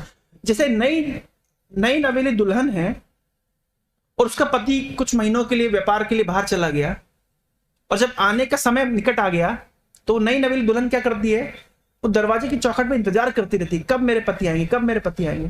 ये उस जमाने में जब व्हाट्सएप नहीं होता था, वीडियो कॉल नहीं होती थी, उस जमाने की बात है। इस तरह इंतजार करते थे। प्रियम प्रियेवा विशुतम विषन्नम। तो जिस प्रकार से एक नव विवाहिता स्त्री है जब अपने पति का इंतजार करती है, कितनी ईगरनेस रहती है। तो बोल रहे उस प्रकार की विशुतम विषन्नम मनो अरविंदाक्ष दिदिक्षते त्वाम। हे अरविंदाक्ष, उस प्रकार से मेरा मन आपसे मिलने की आतुरता है मेरे अंदर। इंद्र मारो, मुझे मारो। इस प्रकार से वृत्तासुर यहां पे स्तुति कर रहा है। इंद्र कह रहा है मुझे जल्दी मारो, जल्दी मारो। क्यों? इंद्र आश्चर्यचकित हो रहे, कैसा मतलब ये व्यक्ति है, मरने की जल्दी है इसको। क्योंकि इंद्र जीत करके भी हार गए और वृत्तासुर हार करके भी जीत गए। मनो अरविंदाक्ष दिदिक्षते त्वाम। हे अरविंदाक्ष, इस प्रकार से मेरी ईगरनेस है आपसे मिलने की। और ये ईगरनेस इनको कैसे मिली? संग किया था। किसका? पूर्व जीवन में किसका संग किया था? चित्रकेतु महाराज ने नारद मुनि का संग किया था। ये नारद मुनि का संग का प्रभाव था कि आज इतनी उत्कंठा है। चित्रकेतु महाराज को श्राप दे दिया। किसने? पार्वती ने। क्यों? चित्रकेतु महाराज की घटना संक्षेप में आपको पता हो। चित्रकेतु महाराज का कोई पुत्र नहीं था और बहुत सारी इनकी पत्नियां थी, लेकिन कोई पुत्र नहीं था, बहुत दुखी थे। तो इन्होंने क्या किया? प्रार्थना करी। किससे? कौन से ऋषि थे? अंगिरा ऋषि। तो अंगिरा ऋषि से प्रार्थना करी और अंगिरा ऋषि ने कहा कि ठीक है, तुम्हें अगर पुत्र चाहिए तो मिलेगा, लेकिन यही पुत्र तुम्हारे हर्ष का और शोक का कारण होगा। तो उसका नाम रख दिया गया हर्ष शोक। तुमने कहा क्या शोक का कारण होगा? थोड़ा नॉटी होगा, बात नहीं मानेगा, ठीक है। लेकिन हम जानते हैं उसके बाद में क्या हुआ। चित्रकेतु महाराज क्या उनकी पत्नी से बहुत अटैच हो गए, क्योंकि जिस पत्नी से पुत्र प्राप्त हुआ था बाकी पत्नियों को निग्लेक्ट करने लगे। उन पत्नियों ने विष दे दिया। और नारद मुनि का प्रीचिंग स्टाइल क्या है? जब चित्रकेतु महाराज बहुत दुखी थे उस समय नारद मुनि का आगमन हुआ और वो जो बच्चा मरा पड़ा है, नारद मुनि का प्रीचिंग स्टाइल देखिए, उसको उठा के उठो उठो उठो उठा के खड़ा कर दिया और उस बच्चे से प्रवचन दिलवा रहे अपने पिताजी को। कहाँ जा रहे हो बेटा? तुम्हारे पिताजी रो रहे हैं तुम्हारे लिए, तुम्हारी माँ रो रही है। तो बच्चा कह रहे कौन पिता कौन माँ, किसकी बात हो रही है? कितने माँ हो गए, कितने पिता हो गए, कितने सगे संबंधी हो गए? फिर जितना जो पूरा प्रेजेंटेशन है वो नारद मुनि ने किसके माध्यम से दिलवाया? हर्ष शोक के मरे उसको जिला करके दिलवा दिया। नारद मुनि का प्रीचिंग स्टाइल आप देखिए कितना प्रैक्टिकल होता है। नारद मुनि ने प्राचीन परिषद को पूरा नरक का वीडियो दिखा दिया। हम लोग प्रोजेक्टर लगा के दिखाते, उन्होंने आसमान में दिखा दिया। ये वीडियो दिखाने की प्रेजेंटेशन स्टाइल वो पहले से चला आ रहा है, नया नहीं है। बस पहले मंत्र से होता, अभी यंत्र से हो रहा है, इतना अंतर है। तो हर शो के माध्यम से प्रेजेंटेशन दिलवाए। चित्रकेतु महाराज इतने कन्विंस हो गए, उन्होंने भगवान का भजन किया 7 दिन के अंदर परफेक्शन, साक्षात संकर्षण भगवान के शिष्य बने और इतने महान वैष्णव बन गए कि इनका पूरा मन हमेशा भगवान की लीलाओं में लगा रहता था, घूमते रहते थे, भगवान की लीला का गान करते रहते थे। एक दिन कैलाश पर्वत के ऊपर से गुजरे और देखा भगवान शिव गोद में बैठाकर पार्वती माता को भागवत कथा कर रहे हैं। तो चित्रकेतु महाराज मुस्कुराने लगे। तो इनकी मुस्कुराहट के कारण शिव जी केवल आप ही ऐसा कर सकते हैं, साक्षात महामाया को आप गोद में बैठा करके भागवत कर रहे हैं, ऐसा कौन कर सकता है। लेकिन पार्वती माता को लगा थोड़ा ये उपहास के मूड से इस तरह से मुस्कुरा रहा है, बोले तुम कौन होते हो इस तरीके से शिव जी के ऊपर आक्षेप करने वाले। तो शिव जी समझा रहे, अरे पार्वती सुनो, रुको रुको। बोले कौन? क्यों रुके? कितना दुष्ट है ये। अब शिव जी बेचारे समझाने का प्रयास करेंगे, पार्वती समझने में तैयार। शिव जी चुप हो गए। पार्वती ने और दे दिया श्राप चित्रकेतु को, तुम असुर बन जाओ। और चित्रकेतु महाराज ने खुशी खुशी स्वीकार कर लिया उस अभिशाप को। क्यों खुशी खुशी स्वीकार कर लिया? चाहते तो पार्वती को शिव जी ने कहा, अगर चाहते ना चित्रकेतु तो आपको काउंटर कर्स कर सकते थे, किया नहीं। नारायणा परा सर्वे ना कुतश्चन बिभ्यति स्वर्ग अपवर्ग नरकेशु अपि तुल्यार्थ दर्शना। भगवान नारायण के भक्तों के लिए सब जगह समान है, क्योंकि हर जगह भगवान के साथ हैं। वो कर्स को भी ब्लेसिंग के रूप में एक्सेप्ट करते हैं। ये है वैष्णव। इस तरह शिव जी प्रवचन कर रहे, देखा पार्वती, ये है वैष्णव। तो चाहते तुम्हें काउंटर कर्स कर सकते थे, तुम्हें श्राप दे सकते, नहीं दिया। उन्हें खुशी खुशी असुर योनि में जाना स्वीकार कर लिया, क्योंकि चित्रकेतु महाराज को पता था कि असुर योनि में जाऊंगा, जितनी अनफेवरेबल सर्कमस्टांसेस है वो भक्ति के लिए पॉजिटिव है। चित्रकेतु महाराज खुशी खुशी स्वीकार कर लिया।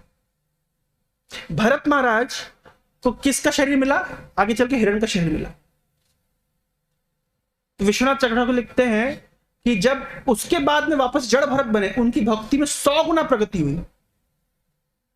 कितने गुना प्रगति हुई? 100 गुना। भगवान कभी कभी अपने भक्तों को इतनी विकट स्थिति में गिरा देते हैं कि उनकी भक्ति कई गुना बढ़ जाए। गर्भ स्थिति में देवता लोग कहते हैं, त्वया विगुप्ता विचरन्ति निर्भया विनायकानि कपा मूर्धसो प्रभु। भगवान आपके भक्त आपके बाहों के द्वारा प्रोटेक्टेड हैं। कभी कभी अपेरेंटली अगर इनका फॉल डाउन होता भी है, या कोई परिस्थिति ऐसी आती है डिफिकल्ट, तो ये आपकी भक्ति बढ़ाने के लिए। और यही बात भीष्म पितामह ने कहा किसको? पांडवों को, कि तुम्हारे जीवन में इतना कष्ट आया, तुम तो साक्षात धर्म के अवतार हो युधिष्ठिर, तुमसे कभी कोई अन्याय नहीं हो सकता, अपराध नहीं हो सकता, पाप नहीं हो सकता। तो ये तुम्हारा जो दुख है, ये तुम्हारे कर्म का फल नहीं है।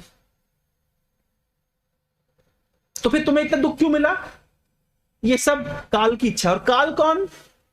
उंगली दिखा के बोल रही है। विश्व पिता, इमेजिन करिए, विश्व पिता लेटे हुए सर सही, उंगली दिखा, ये है, यही काल। काल मतलब इसकी इच्छा। तो भगवान अपने भक्तों को इस तरह परिस्थिति में डालते हैं, क्या कारण है? केवल कारण उनकी इच्छा। और क्या इच्छा है? कोई तरीके से भगवान अपने भक्त का उनके प्रति आश्चर्य को बढ़ाना चाहते हैं। द्रौपदी का चिरहरण हो रहा था, भगवान आ नहीं गए, तुरंत आ सकते थे ना। द्रौपदी जब तक एक हाथ से चीर पकड़ती रही तब तक नहीं आए, दोनों पूरा छोड़ दिया, सरेंडर कर दिया, तब आए। तो भगवान का स्टाइल है, ये लिखा है आचार्यों ने, स्टाइल है। थोड़ा गश्त में डालेंगे, जैसे उदाहरण देते हैं, छोटे बच्चे को जैसे पिताजी क्या करते हैं, उछाल लगाते हैं, तो बच्चे डरते हैं अब क्या होगा, और फिर पिताजी नीचे पकड़ लेते हैं। तो उससे बच्चे को भी मजा लगता है और पिताजी को भी मजा लगता है। इस तरह भगवान कभी कभी अपने भक्तों को थोड़ा ऐसे विकट परिस्थिति में डाल देते हैं और फिर कैच करते हैं, ये भगवान को मजा लगता है। नहीं तो और क्या है, यही तो रेसिप्रोकेशन है। इसलिए देखिए श्रीमद् भागवत में कितने एपिसोड है, इस प्रकार विकट परिस्थिति में भगवान भक्त को डाल देंगे और फिर उससे उद्धार करेंगे। इससे भगवान के भक्तों को भी आनंद लगता है और भगवान को भी आनंद लगता है। और फिर भगवान के प्रति भक्तों की भावनाएं उनकी प्रार्थनाओं के माध्यम से व्यक्त होती है। जो प्रार्थनाएं हमारे लिए बहुत न्यूट्रिशियस डोज का काम करती।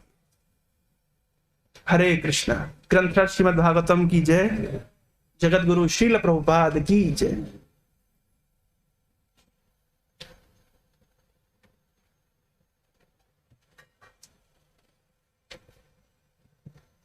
हरे कृष्णा।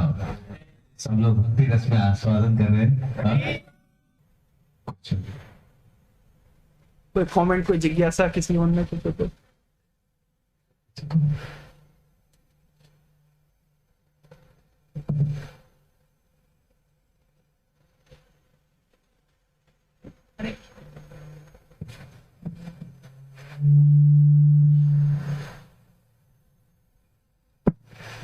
थैंक यू मुझे इतना अच्छा। अभी जैसे आप बोल रहे थे कि कैसे हम लोग को श्रीमद् भागवतम में कथाएं पढ़ी हुई, जैसे हम लोग बोला जाता है कि पहले भगवत गीता पढ़िए फिर भागवत एक तरफ मन करता है कि हाँ सिस्टमेटिक ही पढ़ना चाहिए धीरे धीरे, फिर लगता है कि उन कथाओं तक पहुंचने में तो 5 साल 10 साल लग जाएंगे। तो एक तरफ मन करता है कि फिर सेक्शन वाइज ही चले। तो कैसे हम इन कथाओं को, जैसे आप बोले कि कथा श्रीमद् भागवत इंफॉर्मेशन के लिए नहीं है, इसका आस्वादन करना चाहिए, कैसे हम लोग इन कथाओं का आस्वादन करें?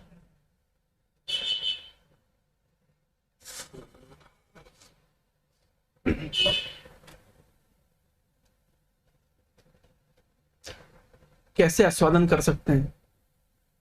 1 घंटे से आस्वादन ही कर।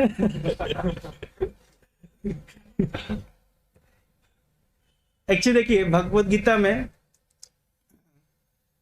परम पूज्य गौरविंद महाराज कहते हैं भगवत गीता है अंडर ग्रेजुएट स्टडी, भागवतम है पोस्ट ग्रेजुएट स्टडी, और चैतन्य चरितामृत है पीएचडी स्टडी, इस तरीके से। तो ये तो सही बात है कि हम ग्रेजुअली आगे बढ़ना चाहिए, और जैसा हमारी अथॉरिटी हमको सजेस्ट करती है उस हिसाब से हमको आगे बढ़ना चाहिए। लेकिन सब तो रस चाहते हैं, इसमें तो कोई संदेह नहीं, थोड़ा तो रस आस्वादन करना चाहते हैं। तो अलग अलग प्रकार के वक्ता होते हैं जो अलग अलग तरीके से प्रस्तुत करते हैं। जैसे भगवत गीता के अंदर हजारों कथाएं हैं, भगवान से संबंधित लीलाएं हैं, लेकिन हम केवल फिलॉसफी देखते हैं, तो वो भी एक अच्छी बात है। मैं एक छोटा सा उदाहरण आपको देता हूं। आपने प्रश्न पूछा है तो इसके मैं संबंध में, जैसे मान लीजिए भगवान का नाम है अच्युत। हे अच्युत, आप दोनों सेनाओं के बीच में मेरे रथ को खड़ा कर दीजिए। कि अच्युत शब्द के ऊपर 1 घंटा हम चर्चा कर सकते हैं कि अच्युत शब्द का अर्थ क्या है। इसमें हजारों कथाएं निकल के आ जाएंगी। देखिए, रस आस्वादन करना ऐसा नहीं कि भगवत गीता में रस नहीं है, समझ रहे, केवल फिलोसफिकल है, थोड़ा जड़ है, थोड़ा ड्राई हो रहा है, ऐसा नहीं है। रस को एक्सट्रैक्ट करना आना चाहिए। जैसे उदाहरण देता हूं, मैंने सुना था, मुझे पता नहीं, उज्जैन में जीबीसी मीटिंग के दौरान किसी वैष्णव को, किसी महाराज को एप्पल जूस चाहिए था, तो सबको खोज रहे हो एप्पल से जूस कैसे निकलता है। आपने देखा है एप्पी फीज वाला एप्पल जूस? इमेजिन करिए वो एप्पल से कैसे निकलता होगा। पता है आपको प्रक्रिया? नहीं पता है, पर वो निकला कहां से है? तो जूस निकालने की कला होती है। तो कला क्या होती है? जो लोग थोड़ा सा रसिक होते हैं, मतलब जिनको तो मजा लगता है इस तरह से, तो उन लोग के आप संग करेंगे तो वो आपको इस तरह का रस देंगे। सबका अपना अपना एक फ्लेवर होता है और ये स्वतंत्र है। कुछ लोग फिलोसफिकली बात बोलना पसंद करते हैं, कुछ लोग रिवोल्यूशनरी होते हैं, मतलब आग लगा देंगे जहां जाएंगे। हर तरह के फ्लेवर होता है, और इस्कॉन में हर तरह का फ्लेवर अवेलेबल है। तो ये विशेषता है, इसलिए हमको कहीं बाहर जाने की आवश्यकता नहीं है। इस्कॉन में आपको कथा चाहिए, कथा मिलेगी, आपको फिलॉसफी चाहिए, फिलॉसफी मिलेगी, आपको कुछ हर वैरायटी है। तो मैं बता रहा था कैसे भगवत गीता के अंदर विभिन्न प्रकार का रस है। जैसे भगवान का नाम आया गोविंद, अब गोविंद के ऊपर कितने विचार हो सकते हैं। हाँ, एप्पल जूस कैसे निकलता है पता नहीं प्रभु जी। मुझे ये पता है कि कैसे नहीं निकल, मतलब कैसे, हमें नहीं पता निकलता कैसे, वो निकालने वाला निकाला है। तो उस तरीके से गीता वैसे फिलॉसफी के साथ साथ कथामृत निकालने वाला निकाला है। अच्युत शब्द से देखिए कितना अर्थ है। अच्युत क्यों बोल रहे हैं? अच्युत शब्द का अर्थ होता है जिनका पता नहीं होता। अर्जुन आदेश दे रहा है, कृष्ण दोनों सेना के बीच में मेरे रथ को खड़ा करो, साथ बोल रहे अच्युत, मतलब मैं आपको आदेश दे रहा हूं। इसका अर्थ ये नहीं है कि आप मेरे नौकर हो गए, आप अभी भी अच्युत हैं, आप भगवान हैं। आप मेरे आदेश का पालन कर रहे हैं आपके प्रेम के कारण। अच्युत शब्द का एक और अर्थ होता है, एक तो अर्थ होता है कि भगवान अपने स्थिति से कभी नीचे नहीं गिरते, भगवान हैं, भगवान रहेंगे, चाहे मैं कितने आदेश दे लूं, मैं भक्त रहूंगा, आप भगवान रहेंगे। दूसरा, जो अपने भक्तों के साथ में प्रेम का आदान प्रदान करने से कभी चूकते नहीं है, उनका नाम है अच्युत। अब प्रेम का आदान प्रदान के ऊपर कितने हजारों प्रसंग है। कल हम लोग चर्चा कर रहे थे, भगवान भगवत गीता में कुंती महारानी का नाम लेकर के अर्जुन को संबोधित कर रहे हैं। मात्रा स्पर्शस्तु कौन्तेया शीतोष्ण सुख दुखदा आगम अपायनो नित्य तांत भारत। यहां पे अर्जुन को क्यों भगवान ने पहले कौन्तेया बोला फिर भारत बोला? भगवान बोलना चाह रहे अरे तुम्हारे मां कुंती ने जितने कष्ट सहे हैं, तुम्हारे कष्ट तो उसके तुलना में कुछ भी नहीं है, इसलिए बोला कौन्तेया सहन करो। और बोल रहे भारत, भारत क्यों बोल रहे हैं? तुम इतने महान वंश से आए हो और जरा जरा सी बात के लिए डर रहे हो। याद करो अपने वंश को। तो इस तरीके से देखिए छोटे छोटे प्रसंग है। एक और छोटा सा प्रसंग बताता हूं। आपने पूछा कैसे कथा नेक्टर मतलब क्या कहते हैं इसको एक्सट्रैक्ट करते हैं। परम पूज्य गौरव महाराज के एक प्रसंग में आपको बताता हूं। हम लोग भुवनेश्वर में रहते हैं तो इसलिए हमको सुनने का अवसर मिलता है। और भुवनेश्वर में एक विशेषता है क्योंकि प्रभुपाद जी का 108 टेम्पल है। प्रभुपाद जी लास्ट टेम्पल का नींव रखे गए थे भुवनेश्वर में। 9th कैंटो खत्म किया था भुवनेश्वर में और 10th कैंटो लिखना शुरुआत किया था प्रभुपाद जी ने भुवनेश्वर में। तो unveiling the face of Krishna Krishna के चेहरे से जो पर्दा हटा रहे हैं। श्रीमद् भागवतम भगवान का वांग्मय स्वरूप है, लेकिन ये जो 12 स्कंद भगवान के 12 लिम्स हैं। प्रथम 2 स्कंद है भगवान के चरण, 1st and 2nd canto. 3rd 4th है भगवान के जंघा। 5th कैंटो है भगवान के उदर। 6th कैंटो है छाती। 7वां और 8वां कैंटो है भगवान के हाथ। 9वां स्कंद है भगवान का गला। 10वां स्कंद है भगवान का चेहरा। 11वां स्कंद है भगवान का माथा। 12वां स्कंद है भगवान का सिर। तो प्रभुपाद जी ने भागवतम के 10th स्कंद को यानी भगवान के चेहरे से पर्दा हटाने का कार्य किया भुवनेश्वर में। तो मेरा सौभाग्य हुआ भुवनेश्वर में सेवा करने का मुझे अवसर प्राप्त हुआ, हो रहा है। तो गौरगन महाराज का एक प्रसंग है भागवतम का, मेरे ख्याल से 9th कैंटो में एक प्रसंग आता है जहां पे जमदग्नि और परशुराम के विषय में वर्णन आता है। तो उसमें एक श्लोक में सप्तऋषि मंडल का वर्णन है। 7 ऋषि उसमें लिखा गया है कि एग्जैक्टली मुझे श्लोक याद नहीं है, लिखा गया है कि सप्तऋषि होते हैं और परपट में भी हिस्सा लिखा है कि 7 स्टार्स ऑफ कॉन्स्टेलेशन को सप्तऋषि कहते हैं। इतना तो गौरगन महाराज प्रवचन दे रहे थे। बोले तुमको क्या दिख रहा है इस श्लोक में? बोले इस श्लोक में सप्तऋषि हैं, 7 सितारे होते हैं, ये दिख रहा है। बोले बस इतना ही? बोले शास्त्र कहते हैं, चतुर्वेदामृत में लिखा गया है कि प्रति अक्षर, श्रीमद् भागवतम के प्रति अक्षर, प्रति पन्ना, प्रति पैराग्राफ, प्रति सेंटेंस, प्रति वर्ड, प्रति अक्षर में कृष्ण है। हमको नहीं दिखते लेकिन शुद्ध भक्तों को दिखते हैं। कैसे दिखते हैं? महाराज ने कहा तुम्हें दिख रहा है कृष्ण दिख रहे हैं इसमें? शिष्यों ने कहा नहीं महाराज में तो कुछ कृष्ण नहीं। बोले इसमें कृष्ण है, तुम लोगों को केवल सप्तऋषि मंडल दिख रहा है। तुम लोग की बाहर बोल रहे हैं, तुम केवल बाहर देख रहे हो, अंदर नहीं देख रहे।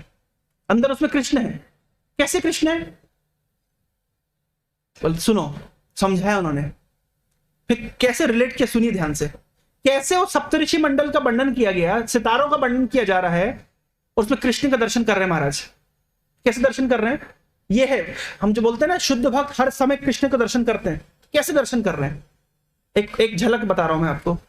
महाराज कहते हैं, एक प्रसंग सुनाते हैं कि जब उद्धव मिलने के लिए गए किसके पास? नंद महाराज के पास। कृष्ण ने भेजा उद्धव को कि जाइए आप थोड़ा हमारे गांव में जाकर के ब्रजवासियों को सांत्वना दीजिए, ये सब दुखी हैं, बहुत उदास हैं हमारे बेरह के कारण। लेकिन भगवान इसलिए भेजना नहीं चाहते थे उद्धव को। भगवान उद्धव को बताना चाहते थे, उद्धव तुम बृहस्पति के शिष्य हो, तुम अपने आप को बहुत ज्ञानी समझते हो, लेकिन तुम्हें प्रेम क्या होता है पता नहीं है। थोड़ा जाओ ब्रज में, वहां जाके तुम्हें थोड़ा ज्ञान मिलेगा, तुम्हें आइडिया लगेगा। भक्ति किसको कहते, प्रेम किसको कहते, तुम्हें वहां आइडिया लगेगा, थोड़ा जाओ। तो भगवान ने उद्धव को भेजा। उद्धव ने सोचा मैं जाऊंगा, थोड़ा अच्छा सा प्रेजेंटेशन दूंगा, एक लेक्चर दूंगा और सब कन्विंस हो जाएंगे। उद्धव कहते सुबह जाऊंगा शाम को लौट आऊंगा। 9 महीने रुक गए ब्रज में, 9 महीने। और उद्धव को ऐसा भेजा भगवान ने, परम पूज्य हल्दर महाराज प्रवचन में बोल रहे थे कि भगवान कृष्ण सुबह जाते थे ऊपर छत पे, जाके देखते थे कब आ रहा उद्धव, फिर उतर आते थे, फिर जाके देखते थे सुबह शाम सुबह शाम। उस समय पता नहीं बाइनोकुलर होता होगा कि नहीं होगा, तो लगा कि कब उद्धव आ रहा है, कब उद्धव आ रहा है, इंतजार कर रहे थे कब उद्धव आएगा, मैं मिलूंगा। क्या हुआ ब्रज में? तुम गए थे 2-4 दिन के लिए, तुम 9 महीने तक अभी तक लौटे नहीं। तो उद्धव गए ब्रज में और गए सीधे नंद महाराज के घर। आपने भी देखा होगा नंद भवन के सामने एक सरोवर है, उसका नाम क्या है? प्रेम सरोवर। कैसे बना है वो ब्रजवासियों के आंखों के आंसू से बना है, जो कृष्ण के बेरा में है। पावन सरोवर है कि प्रेम सरोवर है? प्रेम, पावन सरोवर, पावन सरोवर। ब्रजवासियों के आंखों के आंसू से बड़ा आश्चर्यचकित हो गए नंद भवन में। तो क्या देखते हैं कि ये जो चूल्हे पे मकड़ी के जाले लग गए। इसका अर्थ क्या है? रसोई नहीं होती। किसके लिए रसोई है? कृष्ण तो है नहीं। तो उद्धव गए और बहुत सांत्वना देने लगे नंद महाराज को। तो क्या बोलने लगे? बोले आप क्यों इतना दुखी हैं? किस चीज का आपको दुख है? भगवान तो सब जगह व्याप्त है। आपका लड़का नहीं है, पूरे जगत का ईश्वर है, भगवान है। आप क्यों इतना दुखी है? और बहुत सांत्वना देने लगे। तो नंद महाराज कहते हैं उद्धव, तुम कह रहे हो मेरा लड़का भगवान है? बिल्ली म्याऊं करती तो मां की गोद में आके छुप जाता है। मेरा लड़का भगवान है। भूख लगती है इसको दिन, तुम कह रहे हो विश्वम्बर है, विश्व का भरण पोषण करता है, दिन में 8 बार इसको खाना नहीं मिलेगा तो रोएगा। और बोले उद्धव चलो मान भी ले भगवान है, पर मैं सोचता हूं तुम बुद्धिमान आदमी हो, लेकिन तुमसे बड़ा मूर्ख दूसरा नहीं है। उद्धव सोचा रहे मैं मूर्ख हूं? क्यों? बोले एक बात बताओ। नंद महाराज कह रहे हैं उद्धव को, आप ही बताइए, मान लीजिए आपके पास कोई पीतल की प्लेट है, ये पीतल की घंटी है, मान लीजिए खो जाए, आपको दुख होगा? होगा। नो लॉस हो गया, दुख होगा। आपको नहीं, आपके अकाउंटेंट को जरूर होगा, आपको बेच। अच्छा ये घंटी खो गई, आपको दुख लगेगा। अब कोई आपको सांत्वना देने आया, नहीं दुखी मत होइए, दुखी मत होइए।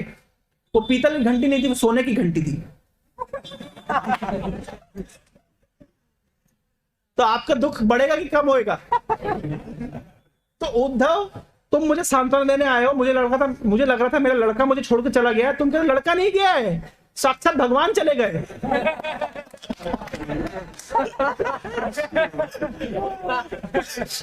ये कैसे सांत्वना है? बोले उद्धव ये अपना ज्ञान अपने पास रखो, ये अपना ज्ञान तुम अपने पास रखो। देखो कुछ चीजें हैं हम, अच्छा कुछ देखना है हमें, तो हमें उसके लिए प्रकाश चाहिए। हमारी आंखों को प्रकाश चाहिए ना कुछ वस्तु को दर्शन करने के लिए। लेकिन उद्धव कुछ चीजें हैं जो अज्ञानता के अंधकार में दिखती है, तुम्हारे ब्रह्म ज्ञान के प्रकाश में नहीं दिखती। बोले क्या? कृष्ण चंद्रमा रूपी चंद्रमा, कृष्ण स्टार रूपी सुपरस्टार, ये तुम्हारे सो कॉल्ड ब्रह्म ज्ञान के ज्ञान में दर्शन नहीं होगा। इसके लिए तो हमारे से तुमको क्या कहते हैं, अज्ञानी होना ही बेटर है।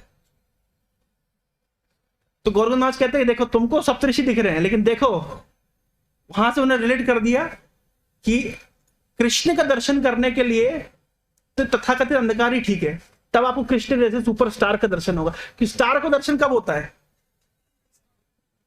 अंधकार में दर्शन होता है, प्रकाश में स्टार का दर्शन नहीं होता। तो जिसको ये भ्रम है कि मेरे पास ज्ञान है, मैं दर्शन कर सकता हूं कृष्ण का, वो नहीं कर सकता। तो बताइए कहां से शुरू किया उन्होंने? वो देख रहे हैं सप्तऋषि मंडल भागवत में, और लेक्चर किस पे चल रहा है? उद्धव और नंद महाराज के प्रसंग पे। क्यों? वो हर अक्षर में, हर श्लोक में, हर पेज पे भगवान का दर्शन कर रहे हैं। तो इस प्रकार के भक्तों का अगर हमको संग करने का अवसर मिले, उनसे सुनने का अवसर मिले, तो हमारे अंदर, जैसे उदाहरण के तौर पर प्रभुपाद जी एक बार, प्रभुपाद जी वो एयरपोर्ट पे थे, तो उनका एक शिष्य था, तो वहां से एक सुंदर सी स्त्री गुजरी, तो शिष्य यंग था, तो दोनों उसकी नजर चली गई। तो प्रभुपाद जी कहते हैं इज शी ब्यूटीफुल? शिष्य कहता है यस प्रभुपाद। तो फिर प्रभुपाद बोले ये सृष्टि इतनी सुंदर है तो सृष्टि करने वाला कितना सुंदर होगा। तुरंत प्रभुपाद ने रिलेट कर दिया। तो हम बोलेंगे हम तो ये माया का दर्शन है, प्रभुपाद कृष्ण का दर्शन कर रहे हैं। जैसे एक उदाहरण देते हैं, मैं एक प्रवचन में सुन रहा था कि कोई गया तिरुपति बालाजी के मंदिर में, कोई विदेशी, और जाके कहता है वहां पे जाके oh I can feel the energy. साक्षात भगवान सामने खड़े हैं और वो किसका दर्शन कर रहा है? एनर्जी का। और प्रभुपाद जी एक बार अपने शिष्यों के साथ में थे, तो प्रभुपाद कहते हैं just see how beautiful this world is. और ये जगत जिससे आया है वो कितने सुंदर होंगे। तो प्रभुपाद जी जगत का दर्शन कर रहे हैं, प्रकृति का दर्शन कर रहे हैं, शक्ति का दर्शन कर रहे हैं, लेकिन की भावना कहां लगी हुई है? शक्तिमान में, कृष्ण में। और सामान्य व्यक्ति भगवान के सामने खड़ा है और क्या फील कर रहा है? एनर्जी फील कर रहा है, शक्ति का दर्शन, शक्ति को फील कर रहा है, शक्तिमान को नहीं देख रहा। ये विजन का अंतर है। तो जो हम बोलते हैं ज्ञानंजना शलाकया, तो जो गुरु क्या करते हैं वो आंखों में वो अंजन डाल देते हैं, सब जगह पे हम कृष्ण का दर्शन कर पाए। तो इसलिए अगर हम किसी इस प्रकार के भक्त का संग करते हैं, आप लोग कर रहे हैं प्रभु जी का संग, आप लोग 24 आवर कृष्णा कॉन्शियस हैं, क्यों? क्योंकि आपने प्रभु जी का संग किया है। तो इस प्रकार के किसी वैष्णव का हमको संग करने का अवसर मिले तो हम भी हर समय कृष्ण के दर्शन कर पाएंगे। हरे कृष्ण।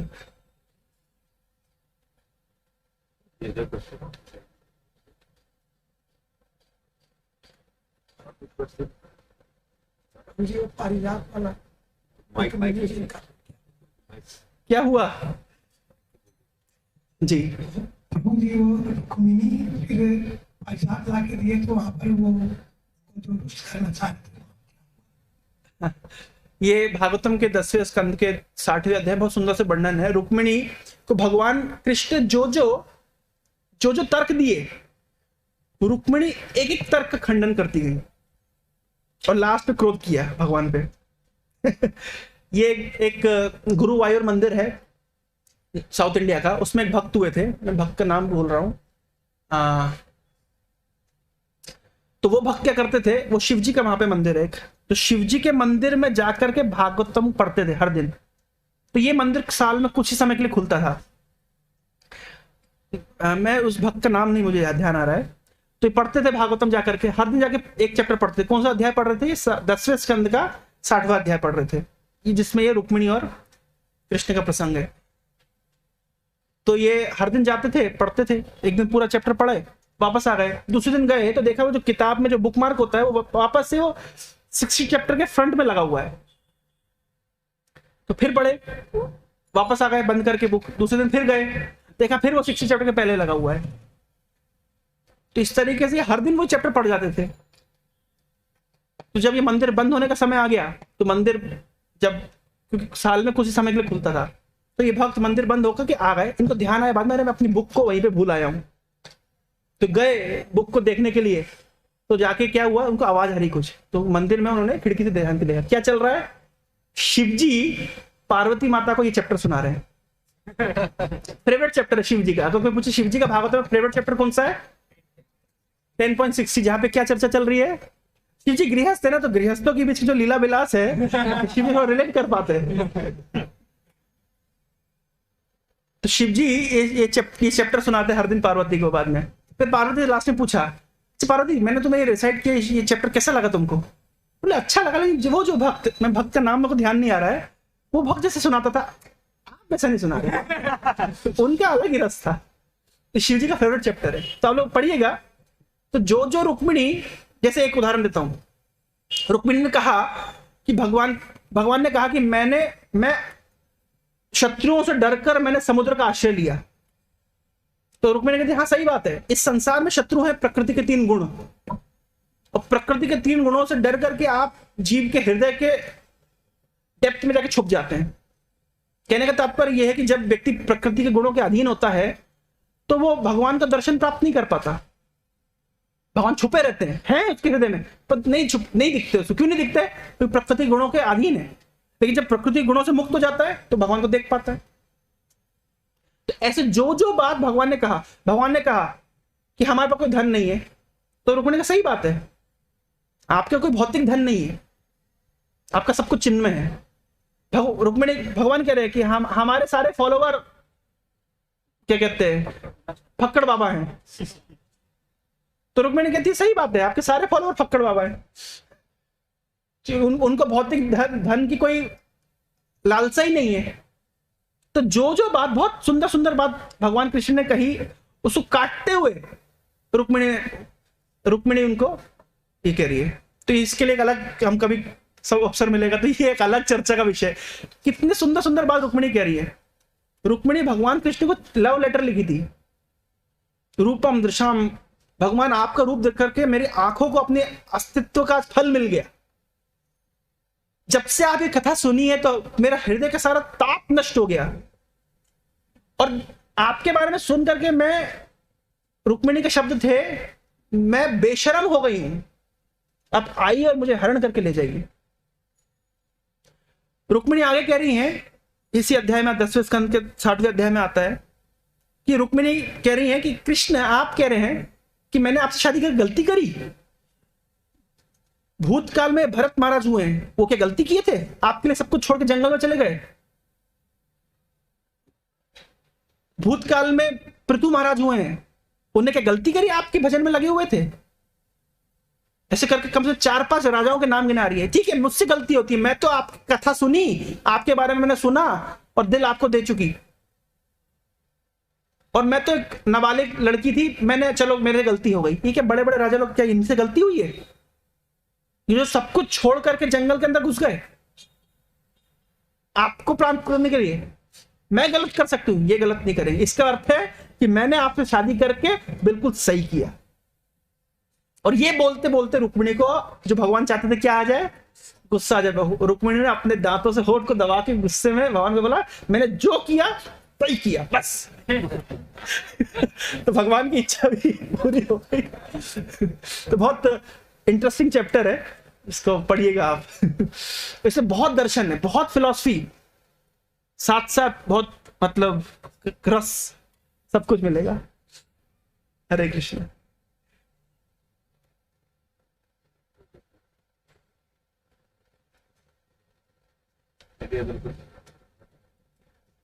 बहुत रस मिल रहा है।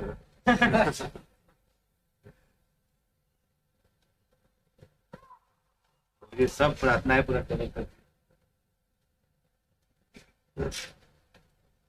हरे कृष्ण। तो बहुत बड़ा भाग्य है, क्योंकि दुनिया में सब कुछ आपको मिल जाएगी, लेकिन दुनिया में आदमी पैसा कमा सकता है, लेकिन वो पैसा क्या है, तो कष्ट ही देता है। उससे कोई रस की अपेक्षा रखता है आदमी, लेकिन वो रस, उसका रस चूस लेता है। समझ रहे? बेचारा पैसा रखता तो और टेंशन रहता, कोई चोरी न कर ले ये। लेकिन ये भागवत हरी कथा का जो रस है, ये कितना समझ रहे? तो ऐसा रस प्राप्त करने से आदमी स्वाभाविक रूप से बड़ी आसानी से भौतिक रस को, इस भौतिक रस को बड़े बड़े रोगी जन 60,000 साल, लाख साल, करोड़ों करोड़ जन्मों तक नहीं छोड़ पाते, अपना रही जाती है। लेकिन यहाँ हरि कथा रस का आस्वादन करने के आदमी को कोई भी इच्छा नहीं होती। इसलिए हरि कथा का जो रस हमें पिलाए, वही वास्तविक हमारा क्या बंधु। बाकी सब बंधु हमारे माँ बाप पैसा देते हैं, उससे क्या होगा? कुछ नहीं होगा, समझ रहे? और आपका हित और चलने वाला। लेकिन जो व्यक्ति हमें हरि कथा सुनाए, वही सबसे बड़ा क्या है, हमारा बंधु है कि नहीं? क्या हम सत्य बोलते हैं? सच कथा है कि भगवान हरि की कथा का अमृत ही आदमी को भगवान से जोड़ता है, और कुछ इस दुनिया में नहीं है इससे ज्यादा। इसलिए गोपियां भी भगवान की विरह में बोल रही, तब कथा में तब जीवन कैसे, जो हमारा आत्मा कोटि सालों से, तो भागवत में वर्णन आता है, कह रहे वो तो हम बुक पढ़ के भी ले लेंगे, कथा तो बुक में लिखी हुई है, भागवत में लिखी हुई, हम तो पढ़ के समझ आएंगे, नहीं समझेंगे, लेकिन बोले नहीं, कथा बुक में है। लेकिन जिस प्रकार से आपको जहाज होता है, जहाज में कैप्टन की जरूरत होती है, बिना कैप्टन के आप नहीं जा सकते। जहाज में सब कुछ है, ओशन है, लेकिन आपको एक आदमी चाहिए उसको लेके जाएगा। वैसे ही सुखदेव गोस्वामी को सुख गोस्वामी सोना गांधी सब बोल रहे हैं कि आप हमारे पास, हमको पता है कि हरी कथा ही वो खुद ही बताती है सॉल्यूशन क्या है। हम लोग भव सागर में फंसे हुए हैं, उसका एक ही सॉल्यूशन है, दुनिया को पार कराने के लिए हरी कथा सुनो। कौन बोल रहा है ये? सोना गांधी जी बोल ही रहे कि हमको पता है कि हरी कथा से हम पार लगा लेंगे, लेकिन हरी कथा एक नाव के समान है, उसमें आप क्या है, एक आप एक्सपर्ट बोटमैन। इसलिए कथा तो बहुत है, कथा नाव के समान। कथा किसके समान है? नाव के समान। लेकिन नाव बहुत अच्छी है, आपका सॉलिड नाव है श्रीमद् भागवत की, लेकिन अगर कोई चलाने वाला नहीं तो फिर आप वही के वही। इसीलिए और खुद से चलाना उतना आसान नहीं, समझ रहे? इसलिए आपको चलाने वाला कोई मिल जाए तो आप बैठे रहिए, पीसफुली काम हो जाएगा। तो हम लोग बैठे बैठे कितने कोटि कोटि, समझ रहे हैं, कोटि कोटि ब्रह्मांड पार कर चुके हम लोग, कृष्ण कितने निकट आ गए हमको पता है। और कृष्ण के चरण का मतलब कि क्या करें हम लोग, सुनंद का आस्वादन कर पा रहे। हरि बोल।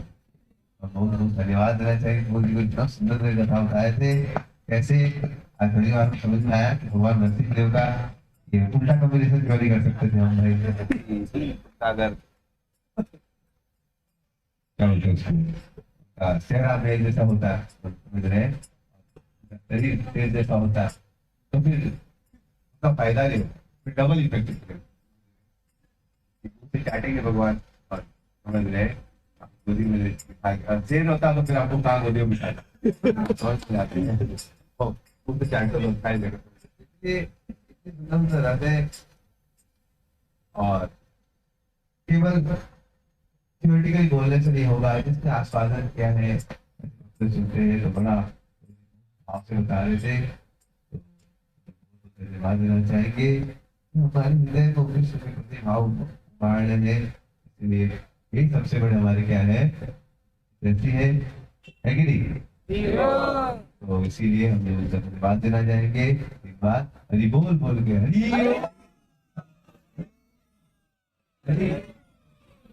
हरि कथा का ऐसा लक्षण होता है कि एक बार सुनने से मन, और जितना पीते उतना प्यासा, इसलिए हरि कथा नहीं सुनना। जैसे पराठा खाएगा, क्या खाएंगे तो थोड़ा संतुष्ट हो जाएगा, समझ रहे कि ऐसा पराठा खिलाओ 2 खाने वाले 10 खाने पाओगे, जो बोले तो फिर ऐसा पराठा खाने बोले भाई नहीं खाना ही, क्या फायदा कि हम 1 घंटा कथा सुने हुआ मन कर रहे और कथा होती तो, समझ रहे। इसीलिए हरि कथा गलती से बुलाई भी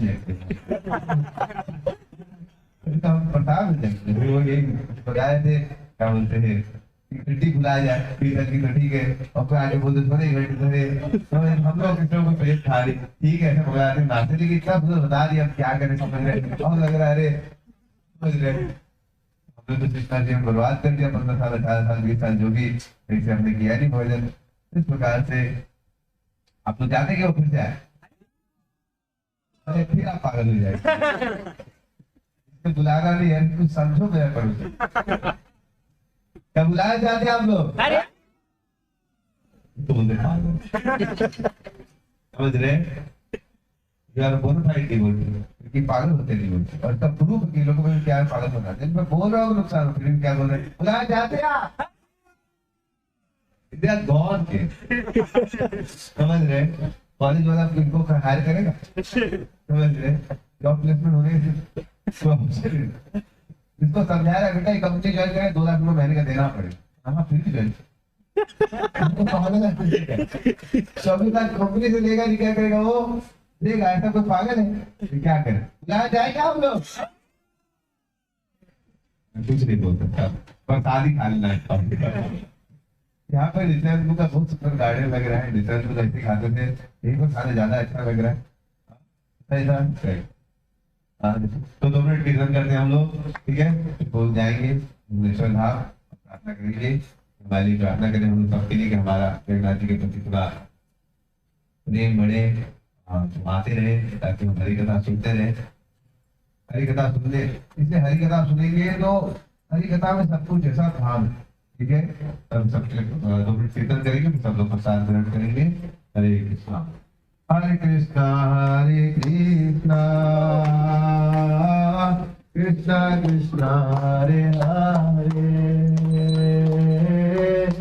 हरे राम राम राम हरे हरे, हरे कृष्णा कृष्णा कृष्णा हरे हरे, हरे राम